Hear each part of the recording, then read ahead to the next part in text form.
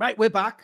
It's going to be another episode of Summoning Insight. I will say, because I like to break the fourth wall, but the difference is I do it in a way where it's actually like respectful. I don't just degrade my audience like Ryan Reynolds in Deadpool.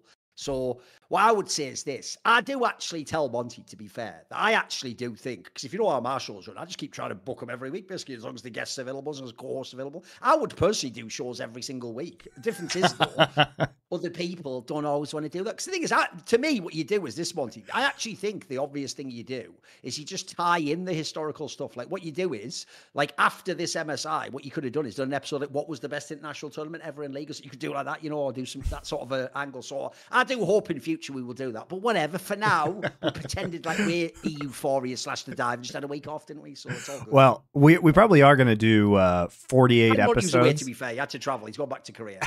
So I not only had to travel, but I had to move apartments. So there was even more of a reason than usual. So I had to change apartments while I was in Korea because, you know what, Thorin, I thought I was going to be here for like 6 months, but I'm going to be here for a lot longer than that, it turns out. So, is that like? Okay. Is there any reason you can tell us? Oh yeah, I mean, the reason why we came out here was because, you know, my family's planning on moving to Colorado in the States eventually. But in the interim, basically, when we were leaving LA, we thought, hey, we have some time. We're never going to be able probably to live in Korea again once our kids get into school. So why not just head out to Korea for a little bit? The grandparents are there and all that, right? Yeah. My wife's parents are here. And also we wanted our kids to be fluent in Korean. So we put our older kid into like Korean kindergarten. So he's actually getting really good at Korean now. Yeah. He's learning a lot. So basically, like, we wanted to stay longer to make sure that he's fluent in Korean so he understands his culture. And then, you know, we'll go back maybe in a year or so. So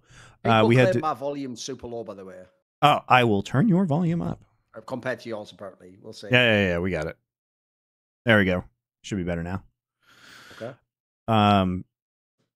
But yeah, sorry guys. I also had to move my computer, so my setup might have just realised the more straight fire joke as well. Here's the joke for you guys. I'll now tie it into the irreverent humour that is Summoning Insight. So the obvious joke is Monty just actually has Monty's not really that much of an anti-authoritarian figure. He just respects like that, Kim Jong, whatever is it. What's actually the name of the guy who's the Kim Jong-un caster in Korea? No. Oh God, that's a dictator. What's Kim? Kim, what's it? Kim Dong-jun.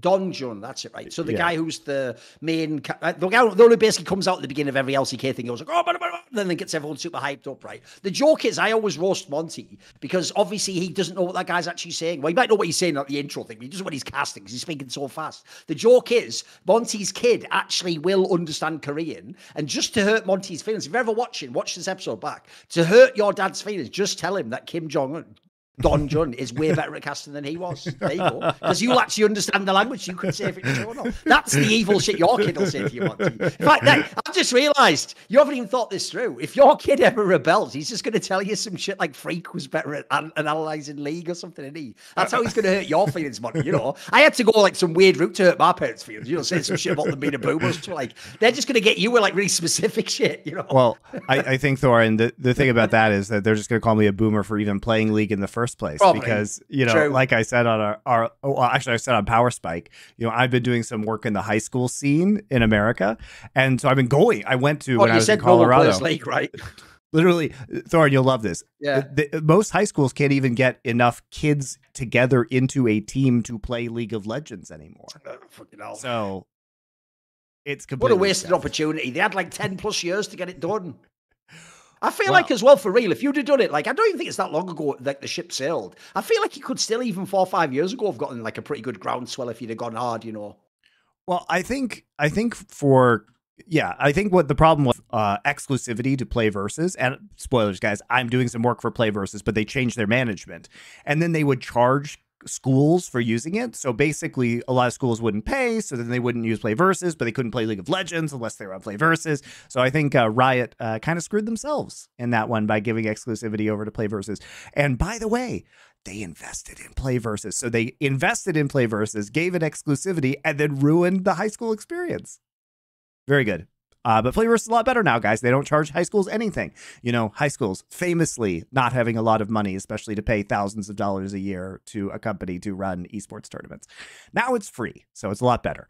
But, Thorin, we should talk about we have a grab bag of topics this week. We haven't ever actually talked about the LPL format, which is, I think, very interesting. We'll do that, yeah. On this show. We also have the changes to the format of the LCS. We have the $500. It's actually not $500. It's like we did sort of address that a bit on the last one, but we can talk about that. Obviously, now we know like the specifics. Here's the thing, though, Monty. What you're saying basically is that on Summoning Insight, it's all about the summer. Well, you know what, Monty? When the summer comes around, there are a lot of activities that people like to partake in outdoors, including myself. And you know what? Summoning Insight is proudly sponsored by Liquid IV. And since summer is the time, like I say, for getting out in the sun, hydration becomes even more important. And it's not just about water. You have to think of water as the vehicle to get other things inside your body, inside your cells, actually, if you don't know. So you need electrolytes, essential vitamins, and in this case of Liquid IV, clinically tested nutrients. So whether that be a trip to the beach, hiking, playing sports, what do you actually like, Monty? What do you actually do in the summer for real? Well, I do enjoy hiking. Are you a hiking guy or something? I'm outside all the time just because I'm with my kids these days. So, and sure, running around. So I'm actually outside for hours and hours and hours at a time. So easy to slap this stuff into a water bottle. Use it still when I'm working out. I actually brought a massive bag of it back with me from the States to Korea as well. It's so light in it, yeah. Yeah. So I brought back like a bunch of suitcases, had a huge bag of this because I was running low here in Korea. So I'm all set up again for the next few months until I can get back into the States and pick up some more. So if you are in the States or a country, I also hear, Thorin, I've heard from our audience that you can actually buy it in shops in the UK now. So they're starting, I don't know if you can buy it. I don't know if you can buy it online in the UK, but they've started selling it in stores in the UK, I know. Sounds plausible. I will say every time I go back to the UK, they have way more things there that like they never had before. Like I won't make a commercial about those things, but some of them are like some of the fast food brands and stuff actually blow my mind in like London now. They're actually like full on American ones that were never there before. By the way, though, I would say my main activity that I'm going to use this for, like I've told people I do work out anyway. Look, I don't brag about it because I'm not in amazing shape, so I don't like to be obnoxious. Jacob. Oh, that's it out loud. Yeah, we're doing that out loud thing, dickhead. After you call me out, I'll call you out forever. That's how this works in esports. Is it first day? So anyway, I would say the main activity I'm actually going to use this for this summer is actually unironically go to the beach. That's actually one thing, and maybe it's getting older that I've gotten more into, Monty, is I never got, when I was a kid, I was always like a lot of men, I was very task oriented. So my thing would be like, what are we going to do at the beach though? We're going to like play a game. No, I actually get the value now, just chilling out on the beach, just having a walk, reading a book. Enjoying the aesthetics, lying back in the sun and being warmed, read a book, talk to someone, basically just have an excuse to have a really chill environment. And I can tell you what, since you are obviously going to be like dehydrated in this setting, you're going to need to drink something. You're going to bring some water anyway. All you do is bring along the little packet. You just need 16 ounces or more. But here's the other thing as well. When they say 16 ounces, that's their guide. Put less if you want it to taste stronger. Put more water if you want it to taste weaker. Obviously, adjust to your tastes. All you need is the little packet, like Monty says. They come in little sachets. They're super easy to carry. You can just have one in your pocket. It's not going to break open. You have to actually tear it like properly. It's like a metallic thing to get it all out. And the reason why Liquid IV is the best is it has 3 times the electrolytes of the leading sports drinks, plus 8 vitamins and nutrients in each of the aforementioned sticks. And obviously, another thing you can use it for is during the summer, people have been known to stay up late, dancing, having a crazy time. And obviously, this would be a great way the next day to refuel, as it were. So it's simple. You just mix it in with the water, like I say. Loads of flavored choices, by the way. That's actually one thing I would highlight. Because I like when I do like both working out and sometimes I eat keto, I like to have the sugar-free ones. And I have to say, there's a bunch of flavors there. Some of those ones, I actually think the sugar-free ones have the best flavors. I think they're delicious. Like the lemon lime one's really good. I actually think the raspberry melon one is really delicious. Green grape. Actually, by the way, the other thing is these flavors are all really distinct. They're actually like really, really different from each other. They're not like one that's like slightly different or whatever. Like they actually have done a really good job of balancing out the fact that obviously electrolytes can be a bit salty, can't they? So I think they actually do a really good job sort of like picking a flavor that somehow like offsets that and makes it nice in its own right. So what about you? What are the things you enjoy? I mean, I like the yuzu pineapple one and the caffeinated one because I like the caffeinated one because I don't use pre-workout. So when I go work out, it's nice to have a little bump of the caffeine before I go. So that's what I use that one for. And I think the yuzu pineapple one is awesome. Yeah. See, we all also, if you notice, if you go back and check past episodes, we have always suggested different flavors. We have our own, despite what people might say about this show, it's not a homogenous show. We actually have our own personalities, distinct, and sometimes even disagree. So anyway, turn your ordinary water into extraordinary hydration with Liquid IV. Get 20% off your first order of Liquid IV when you go to liquidiv.com and use the code LFN at checkout, because LFN obviously stands for Last Free Nation. That's us. The drink is Liquid IV. We're LFN. You see where I'm going with this? So that's 20% off your first order when you shop Better Hydration today. You don't have to do it today, but do it right now. It's easy, and then you won't forget about it. Using the promo code LFN, again, that's us, at liquidiv.com, that's them, and then you get the product and then send it to you. See? So there we go, kids. I think we've done it all there. Sesame Street, count 1, 2, 3, ABC, all that. Now we're back. Now we're back into somebody. All right, so what do you want to start with? You want to start with LCS, LPL, $500? Wait, I'll tell you actually an underrated aspect of Liquid IV as well, which is just totally self-indulgent, which is this won't matter to normal people. But if you actually do anything like we do for a job, it's also really good if you talk a lot on camera, because if you only drink water, then you get like dehydrated eventually. It sort of strips everything out. So I actually find I like to mix it in like 1 out of every 3 drinks. If I have like 2 things of water, I'll always come later in the day. If I've got like a second or third shot, I'll always have a Liquid IV too. I also find it's good in that sense, you know. So underrated, like esports industry angle there for you guys. every use possible. Yeah. So where do you want to start? I think here's how we'll do it. We'll do it this way. We'll actually start with the Ahri skin, because since last week we did, 2 weeks ago, whatever, we did address this topic. Like we guessed it all, Monty. Literally, like think about it, right? This whole thing of like this skin. If our speculation, right, to people who don't know Riot or the esports industry, we're like, wow, what a bitter, you know, like incredibly cynical take. Like, you think it's all just a money grab? No, they're just celebrating greatness and Faker, bro. And then it turns out like the skin is like $500, like equivalent in RP. Like, guys, like would it actually have to also just sort of say like fuck you Mark in the email that you like get when you buy it for us to be more right? Like, dude, this is like the double if Lena thing. It's like they couldn't make us look more right. Like in that scenario, if it had come out and it was like $20, we'd look like dickheads. But like now, everyone, even I've noticed even Riot casters are just acknowledging like it's just a cash grab in it. Like everyone seems to just agree now. It's hilarious. Well, I think it's really outrageous because, you know, we wondered and look, I'm not married to doing things the old way just because it's been done that way in terms of honoring players after they retire to be in a Hall of Fame. I mean, Faker is clearly going to end up in any esports Hall of Fame, not even just League of Legends Hall of Fame. He would be instantly inducted now if he retired now. So I'm not necessarily against the immediate induction, but the thing is, you have to tell me why we're doing it now. Why are we changing the tradition and inducting him during his career? And the answer, unfortunately, as you say, is simply cynical money grabbing. And like, there's not a reason why he has to be inducted now. You didn't give me any. I mean, there's a documentary coming out, Thorin, apparently about him.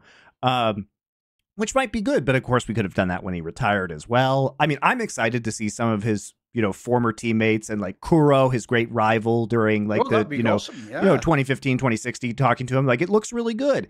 And it looks like they used a good production company for it. I think it definitely has a lot of potential. And honestly, I mean, I saw our friend, Mr. Narrative, Fion, tweeting about this, that he actually went back and watched like all of the pivotal games of Faker's career. And part of the battle pass system that they have is that you kind of revisit parts of his career if you buy the pass, which is cool. Like, I agree. But again, did this need to be done right now? And the answer... You mean when I'm paying $500? No. You pay like $20, but anyway. Oh, whatever. But to interactively engage with an interactive version of the article Fion wrote 700 times about Faker. Like, so let me guess. First thing you experience is the niddly fucking whatever, like ambition kill on Kha'Zix. Then you go straight to like the ZV. What I love about Fion is like, he is like fucking the Rolling Stones, mate. If you go and see him, he's definitely going to play a jumping jack flash, satisfaction. Like, he'll never veer from the script. In a way, I can appreciate that one. You know, I was trying to do all the things, but he's true blues for Fion. He's true blue. You know, I'm not buying the battle pass, so I can't speak to it. But I do think it's important because obviously the headline of this was like, it's a good idea in premise. And it is, to be clear, not a $500 Ahri skin. It is a $450 Ahri skin, just to be technical about it. And also, there is a $50-ish Ahri skin that's the lowest level one. It's only like the most expensive one that is that one. So they offer different tiers of the Ahri skin. They offer 3 different tiers at varying prices. But if you buy, I think if you buy the battle pass, you get his LeBlanc skin, which is also included in that, which is $20. So it is more accessible, and you can unlock more stuff as it goes along.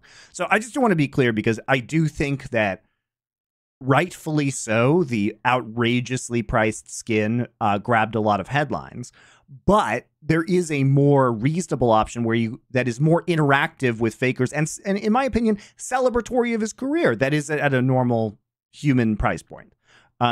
So they did kind of include something for everybody, and it's clear they're going after whales for this. And if you look at gacha games, like obviously a lot of these Asian gacha games have extraordinarily expensive skins, and guess what? People must be buying them because that's why all these companies put them out there, right? And I think in Asia too, people are more willing to spend a lot of money on rare digital goods because it's seen as more cool or socially acceptable. Whereas obviously in the West, we have a very different cultural reaction to that, which is like, lol, why would you buy that? But I mean, if Chinese people are going to be happy as a result of the skin, and Korean people and whoever knows who else, like, here's my problem, Monty. I wouldn't pay for this.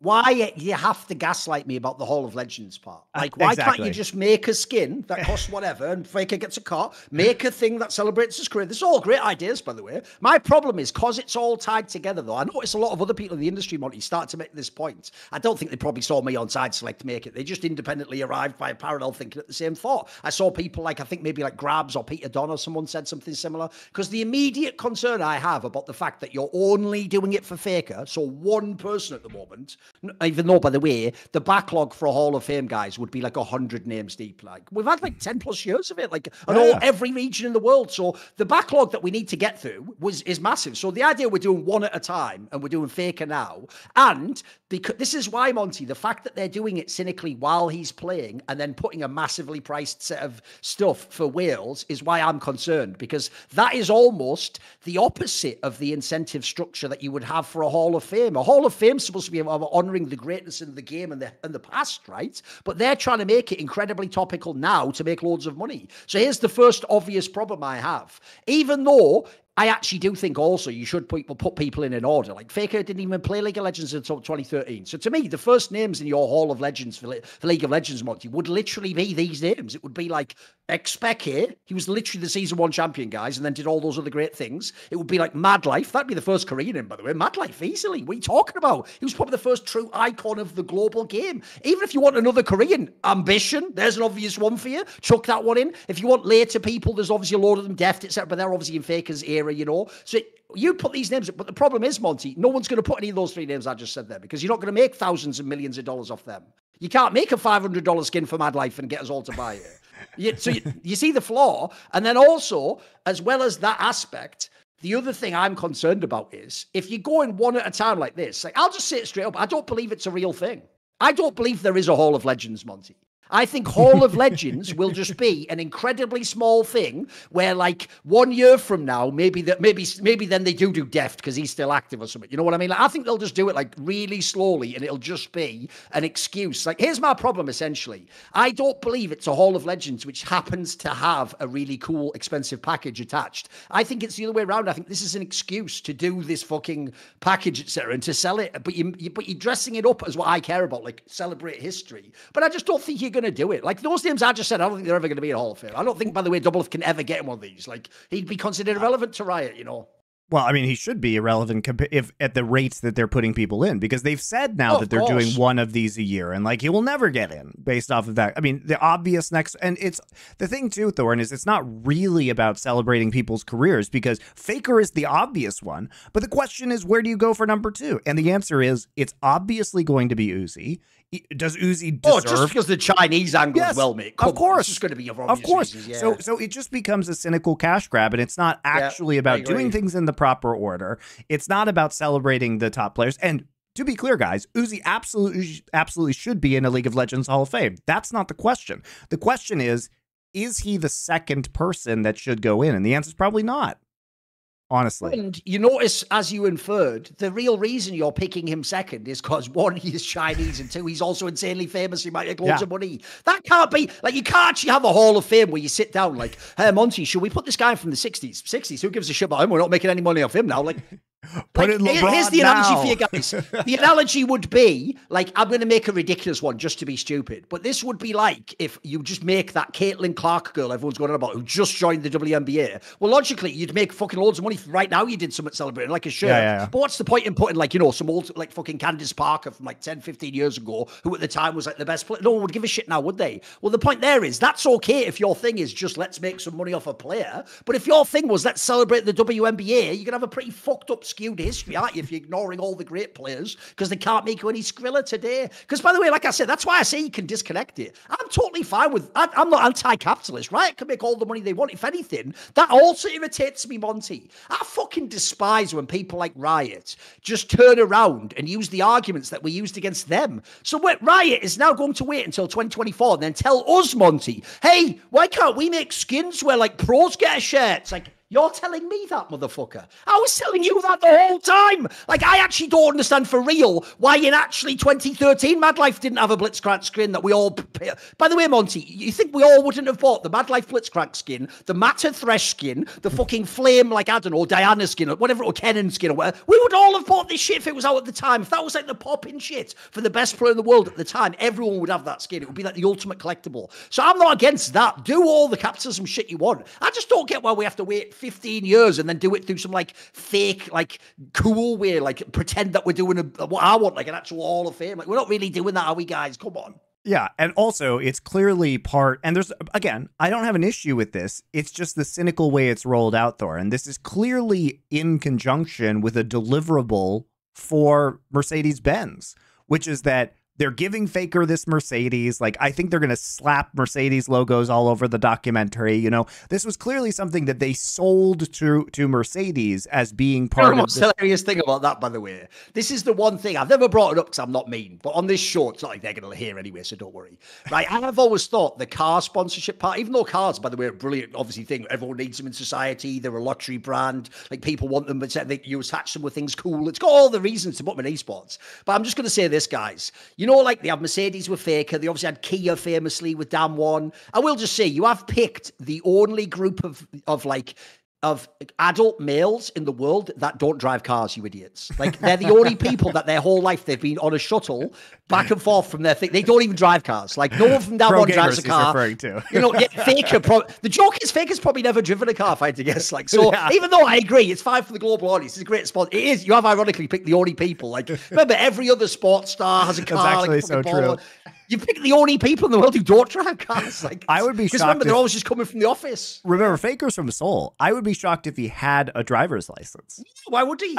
If people don't know, Seoul actually probably has the best transport system in the world. You really don't need a car to live there. And it's got mega taxis, everything. Yeah. So I doubt you not only had a car, but ever will drive a car, mate. Maybe he will in this documentary. That might be it, but I don't know about that bit. I spent 5 years living in Korea, and I never drove a car. Right. I drive one now that I'm like in Incheon, not in Seoul, but and I need to use it to get around. But I spent years, living there without a car. So it's perfectly plausible not to do that. And as many people from major cities, if you're from London, from New York, you probably not driving. Now it makes sense why even some of the best Korean players are shit at driving the Rift Herald. Even they sometimes fuck it up, mate, and go in the wrong lane. Even they crash into a wall. So there you go. That explains it. I've solved the whole thing there. It explains. By the way, low-key, even though it doesn't really affect the game, I actually do like that stupid addition to the game where you can just fuck up the Rift. I just think it's funny. It actually low-key is a good addition to the game. It doesn't really do anything. That's why Faker was driving so badly on the Rift Herald in the LCK finals from spring. But the other thing to say is this as well, Monty. The other reason it's so cynical is that story that we all heard last year, where like Faker already wanted the Ahri skin for his world skin, and they were like, "Yeah, exactly. Psst, don't do that. Take Oriana because you get an Ahri anyway." That's why we know it's a cash grab. Like, guys, wait a minute. If the winning prize for winning Worlds, Monty, is you get to choose your skin, then you get to choose your skin. You don't then go, I know you just won the World Championship. By the way, remember, for a normal player, even winning once ever is the greatest moment ever. I know that I said you win a skin, but I'm already going to make a skin next year as a cynical cash grab of you. So can you just do this other skin? Then what's my fucking prize? What do we get? Because that's why I also don't believe, Monty, that everyone else is getting in. Because I'll tell you an immediate problem. I'll tell you why my boy Mad Life's never getting in, Monty. What fucking skin would he have? He was relevant in like 2014 or something. Like, remember, dude, I think it was like 2016 or something. He was fucking in low-cost team in America trying to get in like LCS or some shit, was it? Like, he wouldn't have any modern skin. Think about all the modern support What champion does he play? But Blitzcrank's barely in the meta. Like, so you also, if you're going to make it, it's about making money. You're never going to put some of these people in. Where's How's never getting in? No one's getting a Vayne skin, are they? Like, no one fucking plays that champion. It's not even ADC anymore. For fuck's sake. Like, it would be Thresh. You just never get in, mate. I mean, the hilarious thing about this current point in time is that Blitz is more in the meta than Thresh is. But, the joke is, yeah. And Blitz was played in the LPL. By the way, low key, I can't lie. That is actually one thing I do miss about Modern League is the fact that Thresh is barely ever played nowadays. I actually did think that was one of the best champions. He's one of the best champions to watch for sure. He's really fun. Yeah. But I also think funny, the whole thing is just hilarious because even Faker seems surprised about the $500 price for this skin. And it's like, obviously Riot must be seething with the fact that Faker doesn't use skins because, no joke, that has probably cost them that is some sort of millions and millions that is of dollars. Some sort of fucked up karmic justice, Monty. They wish they had some like Taric, XQC, whore sellout bitch who'd just do anything, like even just like be permanently playing with skins. Like, hey guys, have you got the newest skin? Like, but the joke is Faker is on some like Bushido Code samurai level shit where he's like, it's not the external that matters, but the internal of what the player brings to. I love it, mate. I fucking love it. And the fact that he's only ever like once by accident and once on purpose, like he's only ever had skins like 2 times, I think, ever in like his whole career. Like that's the other thing that's perfect, isn't it? That your GOAT player not only just doesn't use them, he just like goes out of his way not to use them, and your whole game is a freemium game made around selling skins. I love it. It is so very good. Funny. Because the joke is, as you say, Monty, that's probably why they've done this cynical cash grab. Because it's actually the other way around. They've probably lost millions of dollars from Faker just not giving a fuck. Because think about it, every one of those clips, by the way, if you just take his same highlight clip but have like a baller skin, it would actually make people buy the skin. Like if everyone remembered that like Riven one was, you know what I mean? Like if every one of the famous clips was on a particular skin, it would just make you think differently. And actually, and it would have sold so many, of course. Yeah. I even wonder if it affected how many world skins he sold, because it might have, right? Maybe people don't buy him as much. So he has. Right? He has used his World's Z skin when he was trolling with his team. Yeah, All-Stars one. Yeah. He famously did. It was very cool funny when he did it too. That was the ultimate era when it just showed that like Korea was so much better than the West, wasn't it? In a real tournament match, guys, when they were still in the tournament, they just picked all their world skins, which weren't even meta, and still won the game against the best team in Europe, probably the best Western team at the time. And that is actually ball as fuck. I can't. Not only that, but they gave Xpeke Kassadin, which was mega broken at the time, simply so that they could play Zed, because Zed was, ostensibly a good in lane versus Kassadin. Yeah, no, so that actually was G. Yeah. So yeah, he has used skins, and also famously Thorin. Sometimes he's accidentally used skins because when they're testing the accounts before they do the live games, somebody will select the skin, and then he'll be on that same account, and then so the skin is already pre-selected when he selects that champion. So that has happened before too. He has actually accidentally picked skins a couple of times. Which, by the way, I'm sorry, even though, to be fair, this is just a random Korean person, so it is plausible. I'm just going to say this, Monty. I don't know if I believe someone's accidentally activated this skin on Faker's account. That even sounds like a setup itself, really? Have they accidentally activated it, though? Have they, though? That sounds like someone said, like, look, he doesn't even use skins. He won't even notice. Just put it on the account and see if he does it. And then, oh, shit, what happened there? All of a sudden that skin sales spike 500% over the next 24 hours.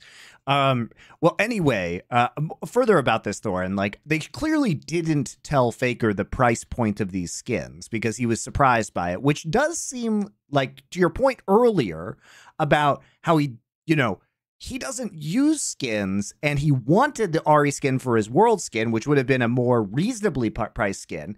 He basically, I can imagine if I was Faker and I was told, no, you can't pick Ahri because we're making you a special Ahri skin. Pick something else. And he's like, okay, I pick Orianna. And then they come out and the skin that I wanted is $500. I would be pretty pissed, even if I was making 30% of these sales, right? And he's not making 30%, guys. Let's be very clear. Riot has intentionally obfuscated the amount of money that he is getting because 30% includes T1 And here's the other thing, guys. Remember maybe that even an agent could have a million hidden costs, right? Could, you know, and we don't know how it's allocated. Might even get taxed on it. Who knows? Yeah, everything. So here's the other thing. On World Skins, the region that wins Worlds also gets a cut. So, for example, yeah, you all share it. Yes. So yes. LCK, because when T1's new skins come out, all the teams in LCK get part of that 30%, right? And it's split amongst the region that wins, the franchise teams in the region that wins. So what percentage is T1 getting? What percentage is Faker getting? Is there a percentage like the World Skins that is going to other LCK teams? We don't know the answers to these questions.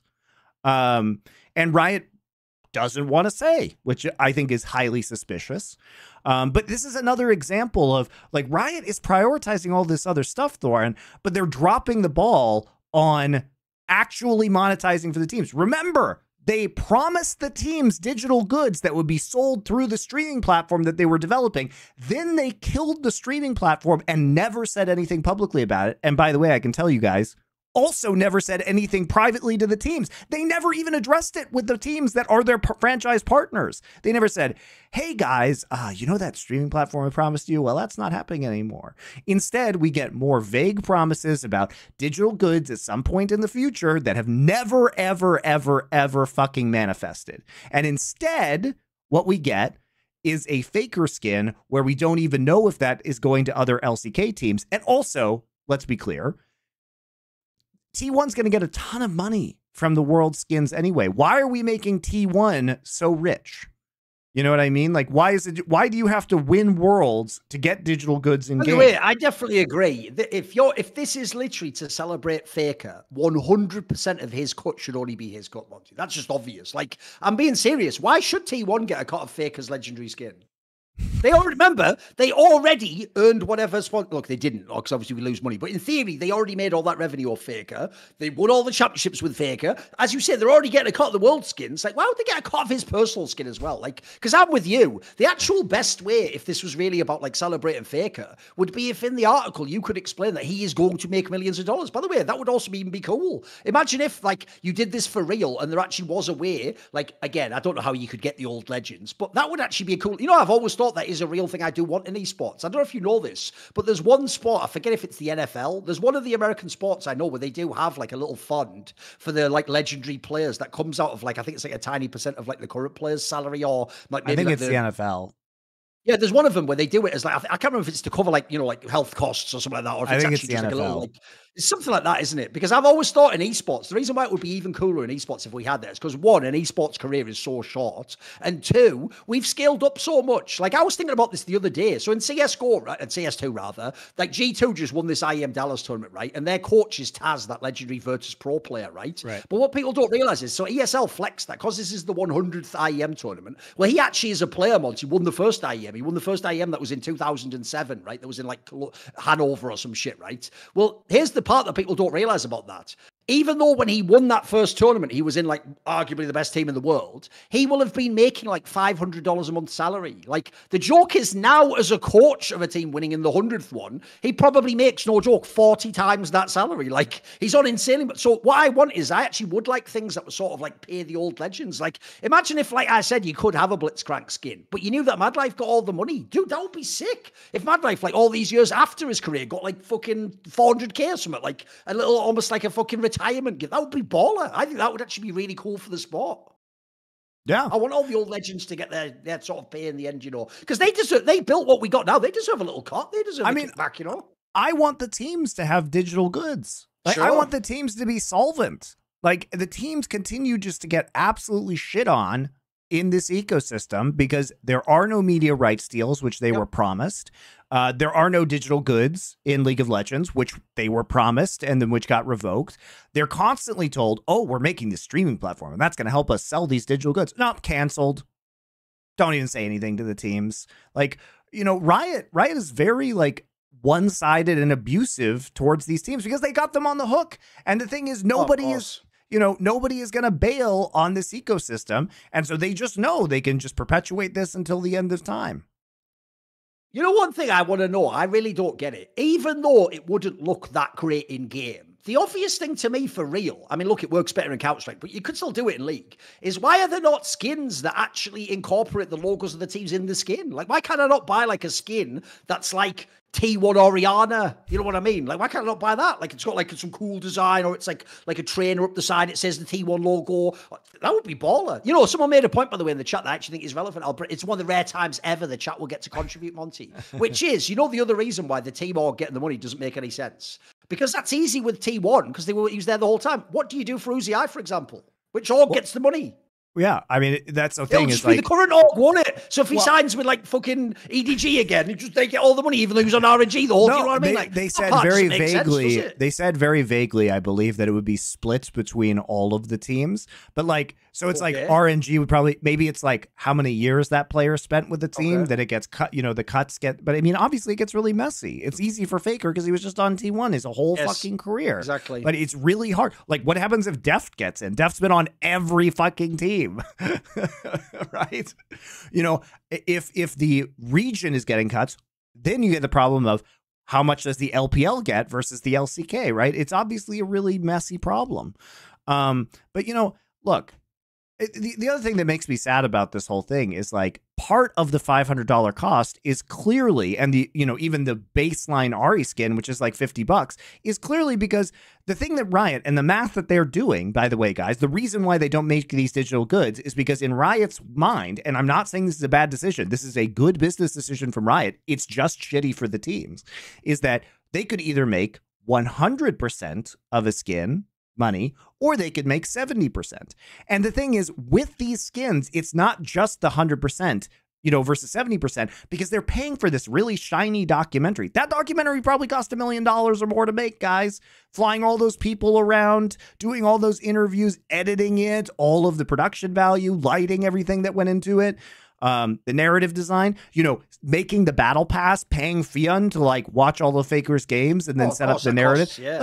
So basically, it's not only that they're only getting 70%, it's that they have huge costs associated with this. Now, part of that was probably defrayed by Mercedes-Benz or whatever partnership. But remember, at any point in time, Riot can release Pool Party Ahri in a bikini and make 100% of that money. So they are making decisions about pricing of these skins that has to incorporate the costs that they are incurring as a result of this. And I think that's another reason why this stuff is so expensive. I think that's another reason. Also, when does the Frog and Anivia skin come out? It's the way I would actually complain, but then I'd just be like a total hypocrite. What the hell? I love skins now. I would buy it. No joke. Yeah, I mean, look.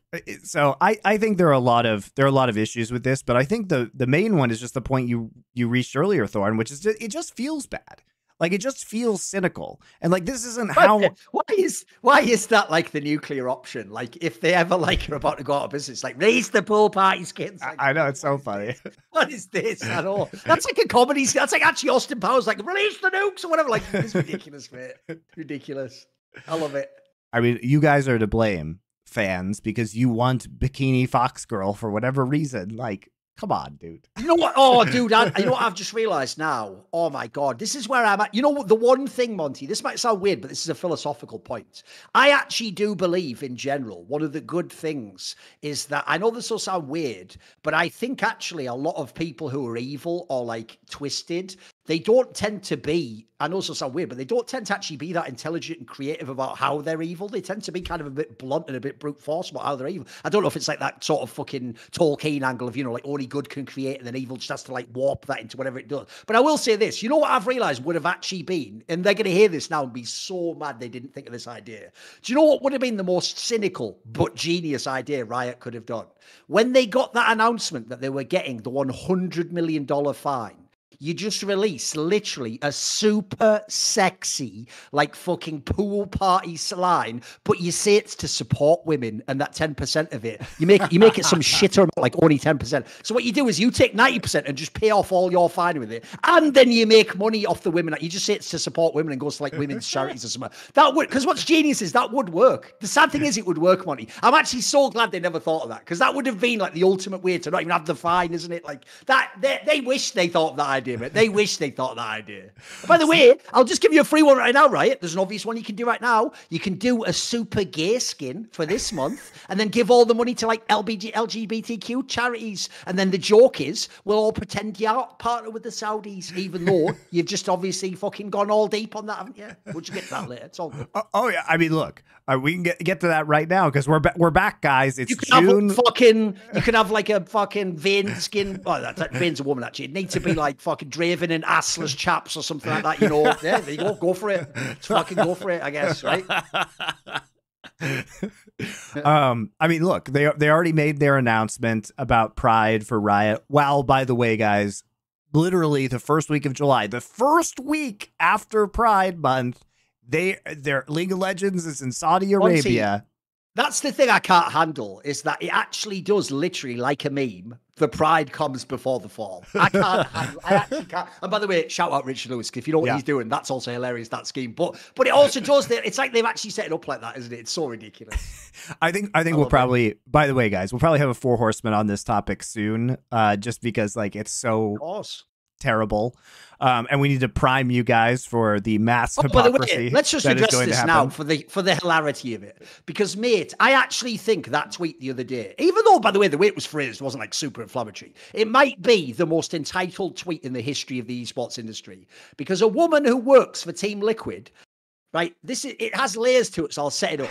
She did a tweet where it was the Pride Month tweet from Team Liquid, and she quote tweeted it. And cause obviously, like every year, and by the way, it's having an effect, by the way, Monty. You notice a lot of the orgs aren't doing it, or some of them are doing it for one day and then kicking off because they don't want this they don't want this splashback. They don't want like to get hated on for doing like, you know, a positive cause, or to everyone to point out you're a hypocrite, or even worse, everyone to point out the Saudi thing 24/7. So I get why some of the orgs are being a lot more kid gloves with this, right? Because Team Liquid did it. Well, obviously everyone went in on them, like, especially because Team Liquid had done that famous like tweet where they did the cynical like hashtag to get more money from the Saudis. So because everyone was obviously banging on them, right? Instead of just thinking, well, in a way, I'm already having a cake and eating the cake by saying I support gays, but then working with people who hate gays. I won't just go, well, I'm already basically winning. So let me use, by the way, the most successful PR strategy in the history of corporate culture, which is kill it with silence. Which, by the way, works every time, because at the end of the day, me and Monty, the second we stop saying it, no one else says it, so you've already won. Instead of that, she decided to triple down in a way that is genius. She didn't get mad at herself and Team Liquid for working with the Saudis. She didn't get mad at the idea people might not want gay stuff. She got mad at all of it, tried to imply, this is mental, that the same people who wouldn't want them to do Pride also don't want them to work with the Saudis. It's like, that's insane gaslighting, because it's obviously a dichotomy, you idiot. It's not like the same group. Nobody in the world is going, don't do Pride and also don't work with the Saudis. And then lastly, this is the maddest one. She chose that the actual group of people we need to get mad at, are you ready, is people getting mad at Liquid for being hypocrites. Holy fuck. Like, basically, this woman just decided she's never wrong, as far as like the baseline presumption. Like, that one is mad, mate. The idea, the people you get mad at is us getting mad at you. Like, holy fuck, this gaslight is crazy. Well, it's also, I mean, her job is the vice president of brand for Team Liquid. That's wild too, isn't it? I know. That's wild too. It's not even an intern or something. Like, that's your whole shit is the brand. I don't. You know, here's my experience with esports fans, guys. Usually pretty keyed in on these issues. Usually pretty pissed off about hypocrisy. As a group, you guys aren't stupid. And so you see these things and you don't like them most of the time. Yeah.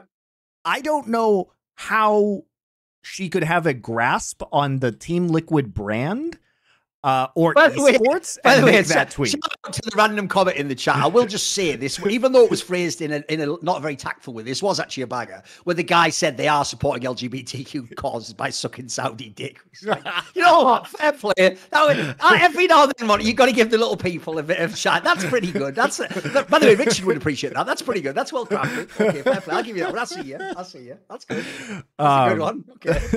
But yeah, I mean, the whole thing is just outrageous. And I think you're right, Thorin. Like, like, it is just better to be silent, because here's the thing. If you guys don't know, you can look at Richard's Substack that he's been writing.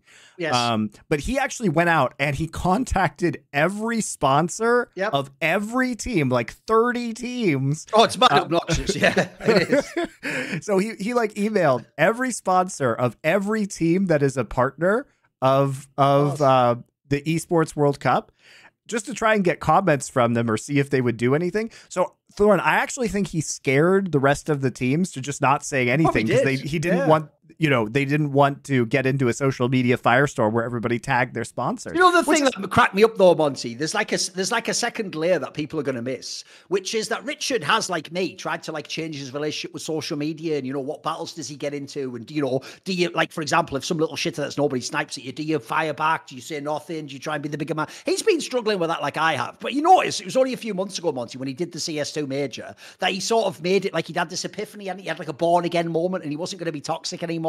And now he was not going to be about but then the joke is, it's like it's just in us. You have to understand, it's in our DNA at this point in time. And so then he sat there for a while like,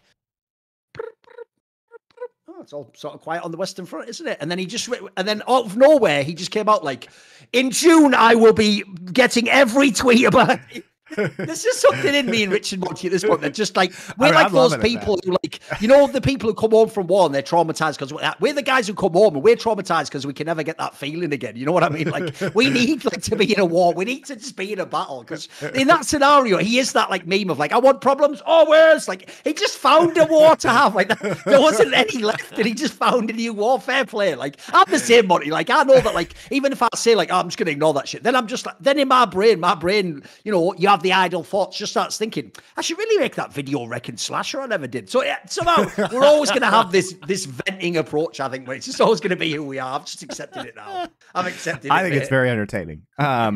But at least we're good at it. At least we sort of mastered our craft, haven't we? So I think guys, we probably will be heading towards a Four Horsemen to discuss this, because I know you got, some of you are probably very sick of it, but I think it's important that we continue to talk about the Saudi stuff. And at least for me, I'll tell you an angle, Monty. I've got a suggestion for you, a real one. I actually would, for real, even though I might not agree with them on certain things, I actually think an episode that could be good is get an outside person who literally works for some sort of LGBTQ cause, who doesn't give a fuck about esports, so they're not compromised, and just ask them, like, what Saudis do to people like that. I think that would actually, for real, be like an interesting guest to have, right? Because that's one thing, I made this point, I saw you mirrored the point on Twitter. That's the most whack thing about this, mate, is it's not that I actually expect people to be able to stop Riot and ESL and the South. No, but where is the resistance? Think about that, like, hashtag Donald Trump resistor. Where are even the people speaking out? Like, where is the charity whose whole thing is just visibility for LGBTQ, so saying like, hey guys, we shouldn't work with the Saudi? There isn't anyone. It's actually like almost like blowing my mind. There's not anyone. There's not a single group. There's not even a group, remember, that doesn't like takes outside or crowdfunding or something. There's nobody that represents that. Like, the joke is, unironically, me, someone who quite famously isn't even in that group. At least Richard is in the LGBTQ fucking community, guys. Like, I have nothing to do with it, and I've in no way ever attacked. Why am I one of the leading voices for this topic? It's because there's no one else. I had to just fill the vacuum. So, like, I actually think, for real, I would like someone who cares about this topic to speak about it. I would like it. Well, that's because, you know, the genius of what the tragic genius of what Riot and the Saudi government has done is that they've basically been able to gag everybody. That's what sports washing is, guys, is that by creating this partnership, by paying the teams, they have gagged all of the teams. And Riot itself, if you have a co-streaming deal with them, you can't say anything bad about Riot. And so if you start criticizing Riot, because guess what, guys? Riot is also taking money from the Saudi Arabian government, because how do you think they got a license to run this tournament? And the fact that Riot specifically did not say that they didn't take money. Because remember, they said, we're doing it during our break week, guys. We have nothing to do with this event. But they did not say that they did not take money. They did take money, guys. And here's another little spoiler for you that'll probably come out in the future. There have been a lot of Riot senior executives in Saudi Arabia over the last year. Right. A lot of them. Multiple times. So I don't know what the fuck they're cooking up over there, but it's probably going to go beyond Esports World Cup. I wouldn't be surprised, Thorin, if the Saudi Sovereign Wealth Fund bought part of Riot from Tencent. By the way, it would be a smart move. I know. And by the way, spoiler: Tencent wouldn't give a fuck about selling that. Like, they're not going to go, well, I don't know if I want to work with the Saudis. Like, they don't give a fuck, guys. And as I've said, this is just the test. This is the little probe that they're shooting off. No joke, in a way, even though I don't want it to happen, I'm not an accelerationist. I actually want things to go well and for us to reverse the course. But in a way, that would be the ultimate one, Monty, if you want to wreck everyone in esports. Because what the fuck do those anti-Neon people in the talent do if literally the same people who were Neon buy the company they work for? What would they even do, bro? That would actually be glorious in a way, wouldn't it? It's going to be worse because I think that they're just going to directly take over LCS and LEC eventually. That makes sense. If you look at what they've done with like the daughter circuit and what they've done with like StarCraft, all that shit makes sense. Riddle me this. So one thing, right? Here's my suggestion, Monty. I actually think for real, this might be the logical thing. I keep hearing all the time, Monty, behind the scenes about like that EFG, the ESL Faceit group, doing deals with people or getting into part. Here's the obvious thing. Maybe we just come full circle, and at the end, ESL just runs the LCS and the LEC. Maybe you just white label it, and the joke is they already own that shit. Yeah.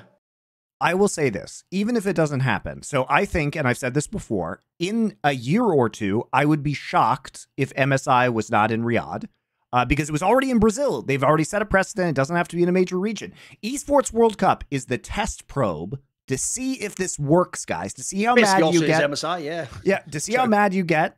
To see how well ESL does at producing the event. Like, this is a trial. This is a trial. And the end result of this is likely that they are going to start taking over the League of Legends circuit. Maybe they start by taking over MSI, then they take over LEC and LCS. And here's the thing, Thorin. Now, they've been doing a lot of really suspicious things recently. Remember when they laid off all those people? Technically, Monty, the worst thing I've realized as well is that thing that you pointed out a while ago, that because they changed it to EMEA, you could even have the LEC finals in Riyadh, mate. Yep.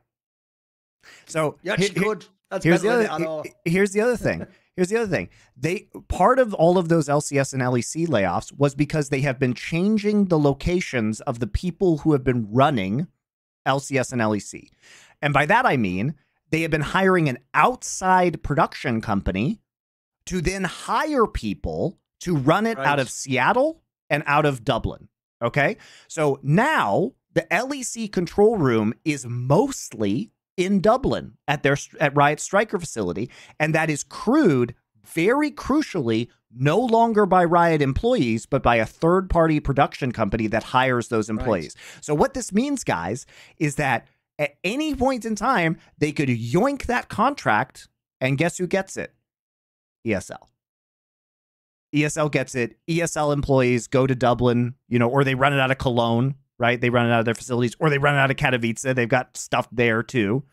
And they run a remote control room themselves. But what they are setting up, what Riot is very deliberately setting up, is offloading their full-time employees to another company, and then you wonder what happens in the future if they decide to start bidding for that. I think also the most Riot way to do it, because I wanted them to use a third party the whole time, so they just did it in the worst possible way. So brilliant, and way later than I wanted them to. So as usual, it's like this thing we're going to talk about in a minute with best of threes, Monty.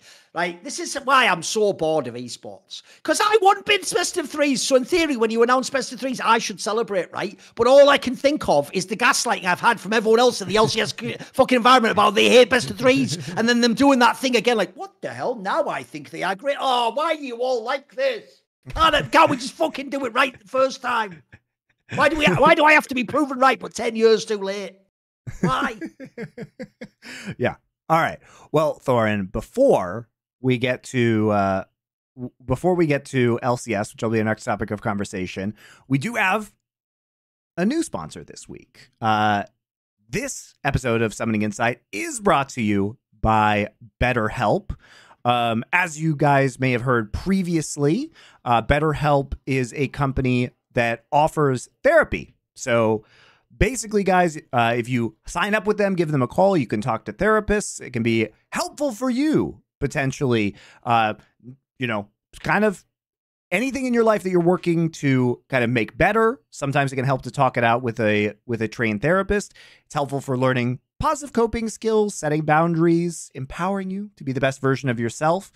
So it's not just for people who have experienced major trauma. So if you guys want, you can visit betterhelp.com/summoning today to get 10% off your first month. That's BetterHelp, BetterHelp.com/summoning. Thank you very much to BetterHelp for sponsoring this episode of Summoning Insight. We appreciate it.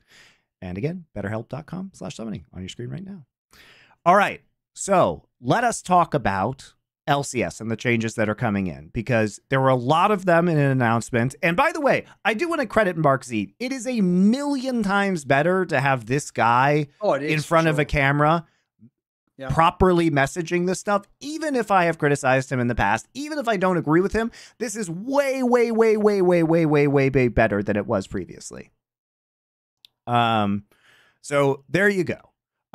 We have a best of 3 announcement, which of course he was very careful to say, like, you know, we may not have best of 3s in the future, guys. This is, who knows what's going to happen. We're testing it to get data right now. And also I'll notice he got in front of things already and said, like, we're going to be comparing this to, you know, a year ago previous summer splits, because obviously we know typically for League of Legends, viewership is lower in the summer. So he's basically just preempting the fact that there is going to be, obviously, as there always has been, less viewership for the summer season than the spring season. If they don't like it, they just go, oh, it was bloody best of 3s that attacked the viewership. Well, we won't do that again. Meanwhile, it just went down anyway, like you say. Yeah. Well, they did say they'd be, you know, they'll be kind of like trying to one-to-one compare it to other summer splits, right? Even though it is obvious to, and I do have to go on a rant about this real quick, because, by the way, when I started asking at the end, I know people are loving, definitely not sick of hearing my LCS viewership rants, but basically Mark Z decided to just, when I started asking questions about, did North American fan viewership go up or down, when they were trumpeting the fact that, oh, we got like 5% more viewership. I said, did North America, because obviously the answer, guys, is with the co-streams, everything like that, with the other language co-streams, with everything, it was clearly the answer was North American viewership went down, because when you have a bunch of Brazilian fans, and they were saying, well, there always were a bunch of Brazilian fans, they just moved over to Baiano's stream. There were more, obviously. Cajal is more than 50% EU viewers, guys. Probably like 2/3 EU viewers, if we're being honest. Simply because there are just more EU viewers these days, because shit is dead in North America and there are no new players of League of Legends, and ergo there are no new viewers, because you are never going to watch this game with 170 champions and bother to learn it if you're not playing it. So no new players, no new viewers. Anyway, you know, basically one of the really disingenuous things he said was this. Well, it's always like they're trying to move the goalposts about viewership. Well, first off, it was that it was going down, and then now it's that, oh, it's not North America. No, Mark Z, let me explain this to you. You are the commissioner of a league. The questions are about the health of your league. It's not moving the goalpost. The goalpost is LCS healthy? And we didn't have data before on potential geographies of viewership to ask questions about, because you just opened up the co-streaming to these other people. Point you always I couldn't ask that question previously. In your famous rant about viewership, the point he's missing, but he isn't, he's intentionally ignoring it, is the reason why just raw viewership doesn't matter is because if I'm a North American brand who sponsors the LCS, I gain nothing from a Chinese viewer. He might not even, if he's in China, be able to pay for my product. It might even be possible. So you are right, Monty. If the viewership goes up, but essentially it's people from South America or China, and I'm literally like, I'll pick a random one, like Popeye's Chicken in fucking Louisiana, that ain't helping me. In fact, actually, you could even argue you're almost selling me a false bill of goods that you're telling me you've got all this viewership. It's not going to buy my product, you know? Well, even if, let's just say, so the LCS has Kia now. Even if, you know, there is value to these other sponsors, you'd have to say, what is the odds that somebody in Brazil buys a Kia? Or let's say there's an international brand that comes in. So not Popeyes, but like KFC. Okay? Yeah, sure. But the thing is, KFC is sold for significantly less money in Brazil, and certainly there are lesser costs associated with that, but the profit per person per KFC order is probably significantly less in Brazil than it is in the United States of America or Canada, where LCS is based. And also, all of these are regionalized marketing costs, where that money is frequently coming out of the U.S. budget for that company, and these people do not give a shit how much of that product is sent in Brazil, because that's not their job. It's not their job to give a shit about that. And by the way, what I care about is not only the health of the LCS, but I care about the health of the LCS teams because, again, the teams have been the biggest losers. The players won because they got a bunch of venture capital. Riot won because they sold a bunch of skins and never told anybody how much money they made or shared any of that money. And if the marketing exercise was not effective, guys, riddle me this. Why did they do it in Valorant? Why did they do it in Valorant? They never had to do it in Valorant. Clearly, they think that the ROI, the return on investment of esports is very worth it, or they never would have created a Valorant circuit. So they have the data that says this worked very well in League of Legends. This made us a bunch of money via the marketing efforts. And so we are going to do it again in-house. Now, you might ask yourself, well, Monty, why did you say they wanted to outsource it to ESL? Because what if they could just control the marketing effort 100%? And basically just get the Saudis to pay for it because then they make even more money. So it's a good idea, right? ESL, the Saudi government does not care about making money right now on this stuff. They care about PR and they care about making money eventually because they're playing a very long game. So there are lots of reasons why this could be the case and why it could eventually happen.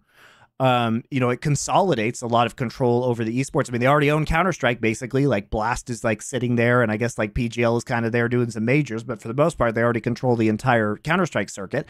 They've been sinking their claws into the Dota circuit. They own Overwatch now that Overwatch League is dead. There's a lot of things that, and it's clear that dominance is the goal. And so, wouldn't surprise me if they took on League of Legends simply to get that audience and that market share as part of a long-term play. But when we talk about LCS, like I care about how the teams do and the teams, and you'll notice they signed a new team agreement that includes a flat stipend instead of a revenue share stipend. I wonder why they could do that. It's almost like revenue might be going down because viewership is going down and because maybe sponsors aren't interested in an audience that, and I'm not shitting you, might be more than 50% not North American at this point in time. There's a real possibility that it is over 50% not North American now, based on the numbers that have been coming in.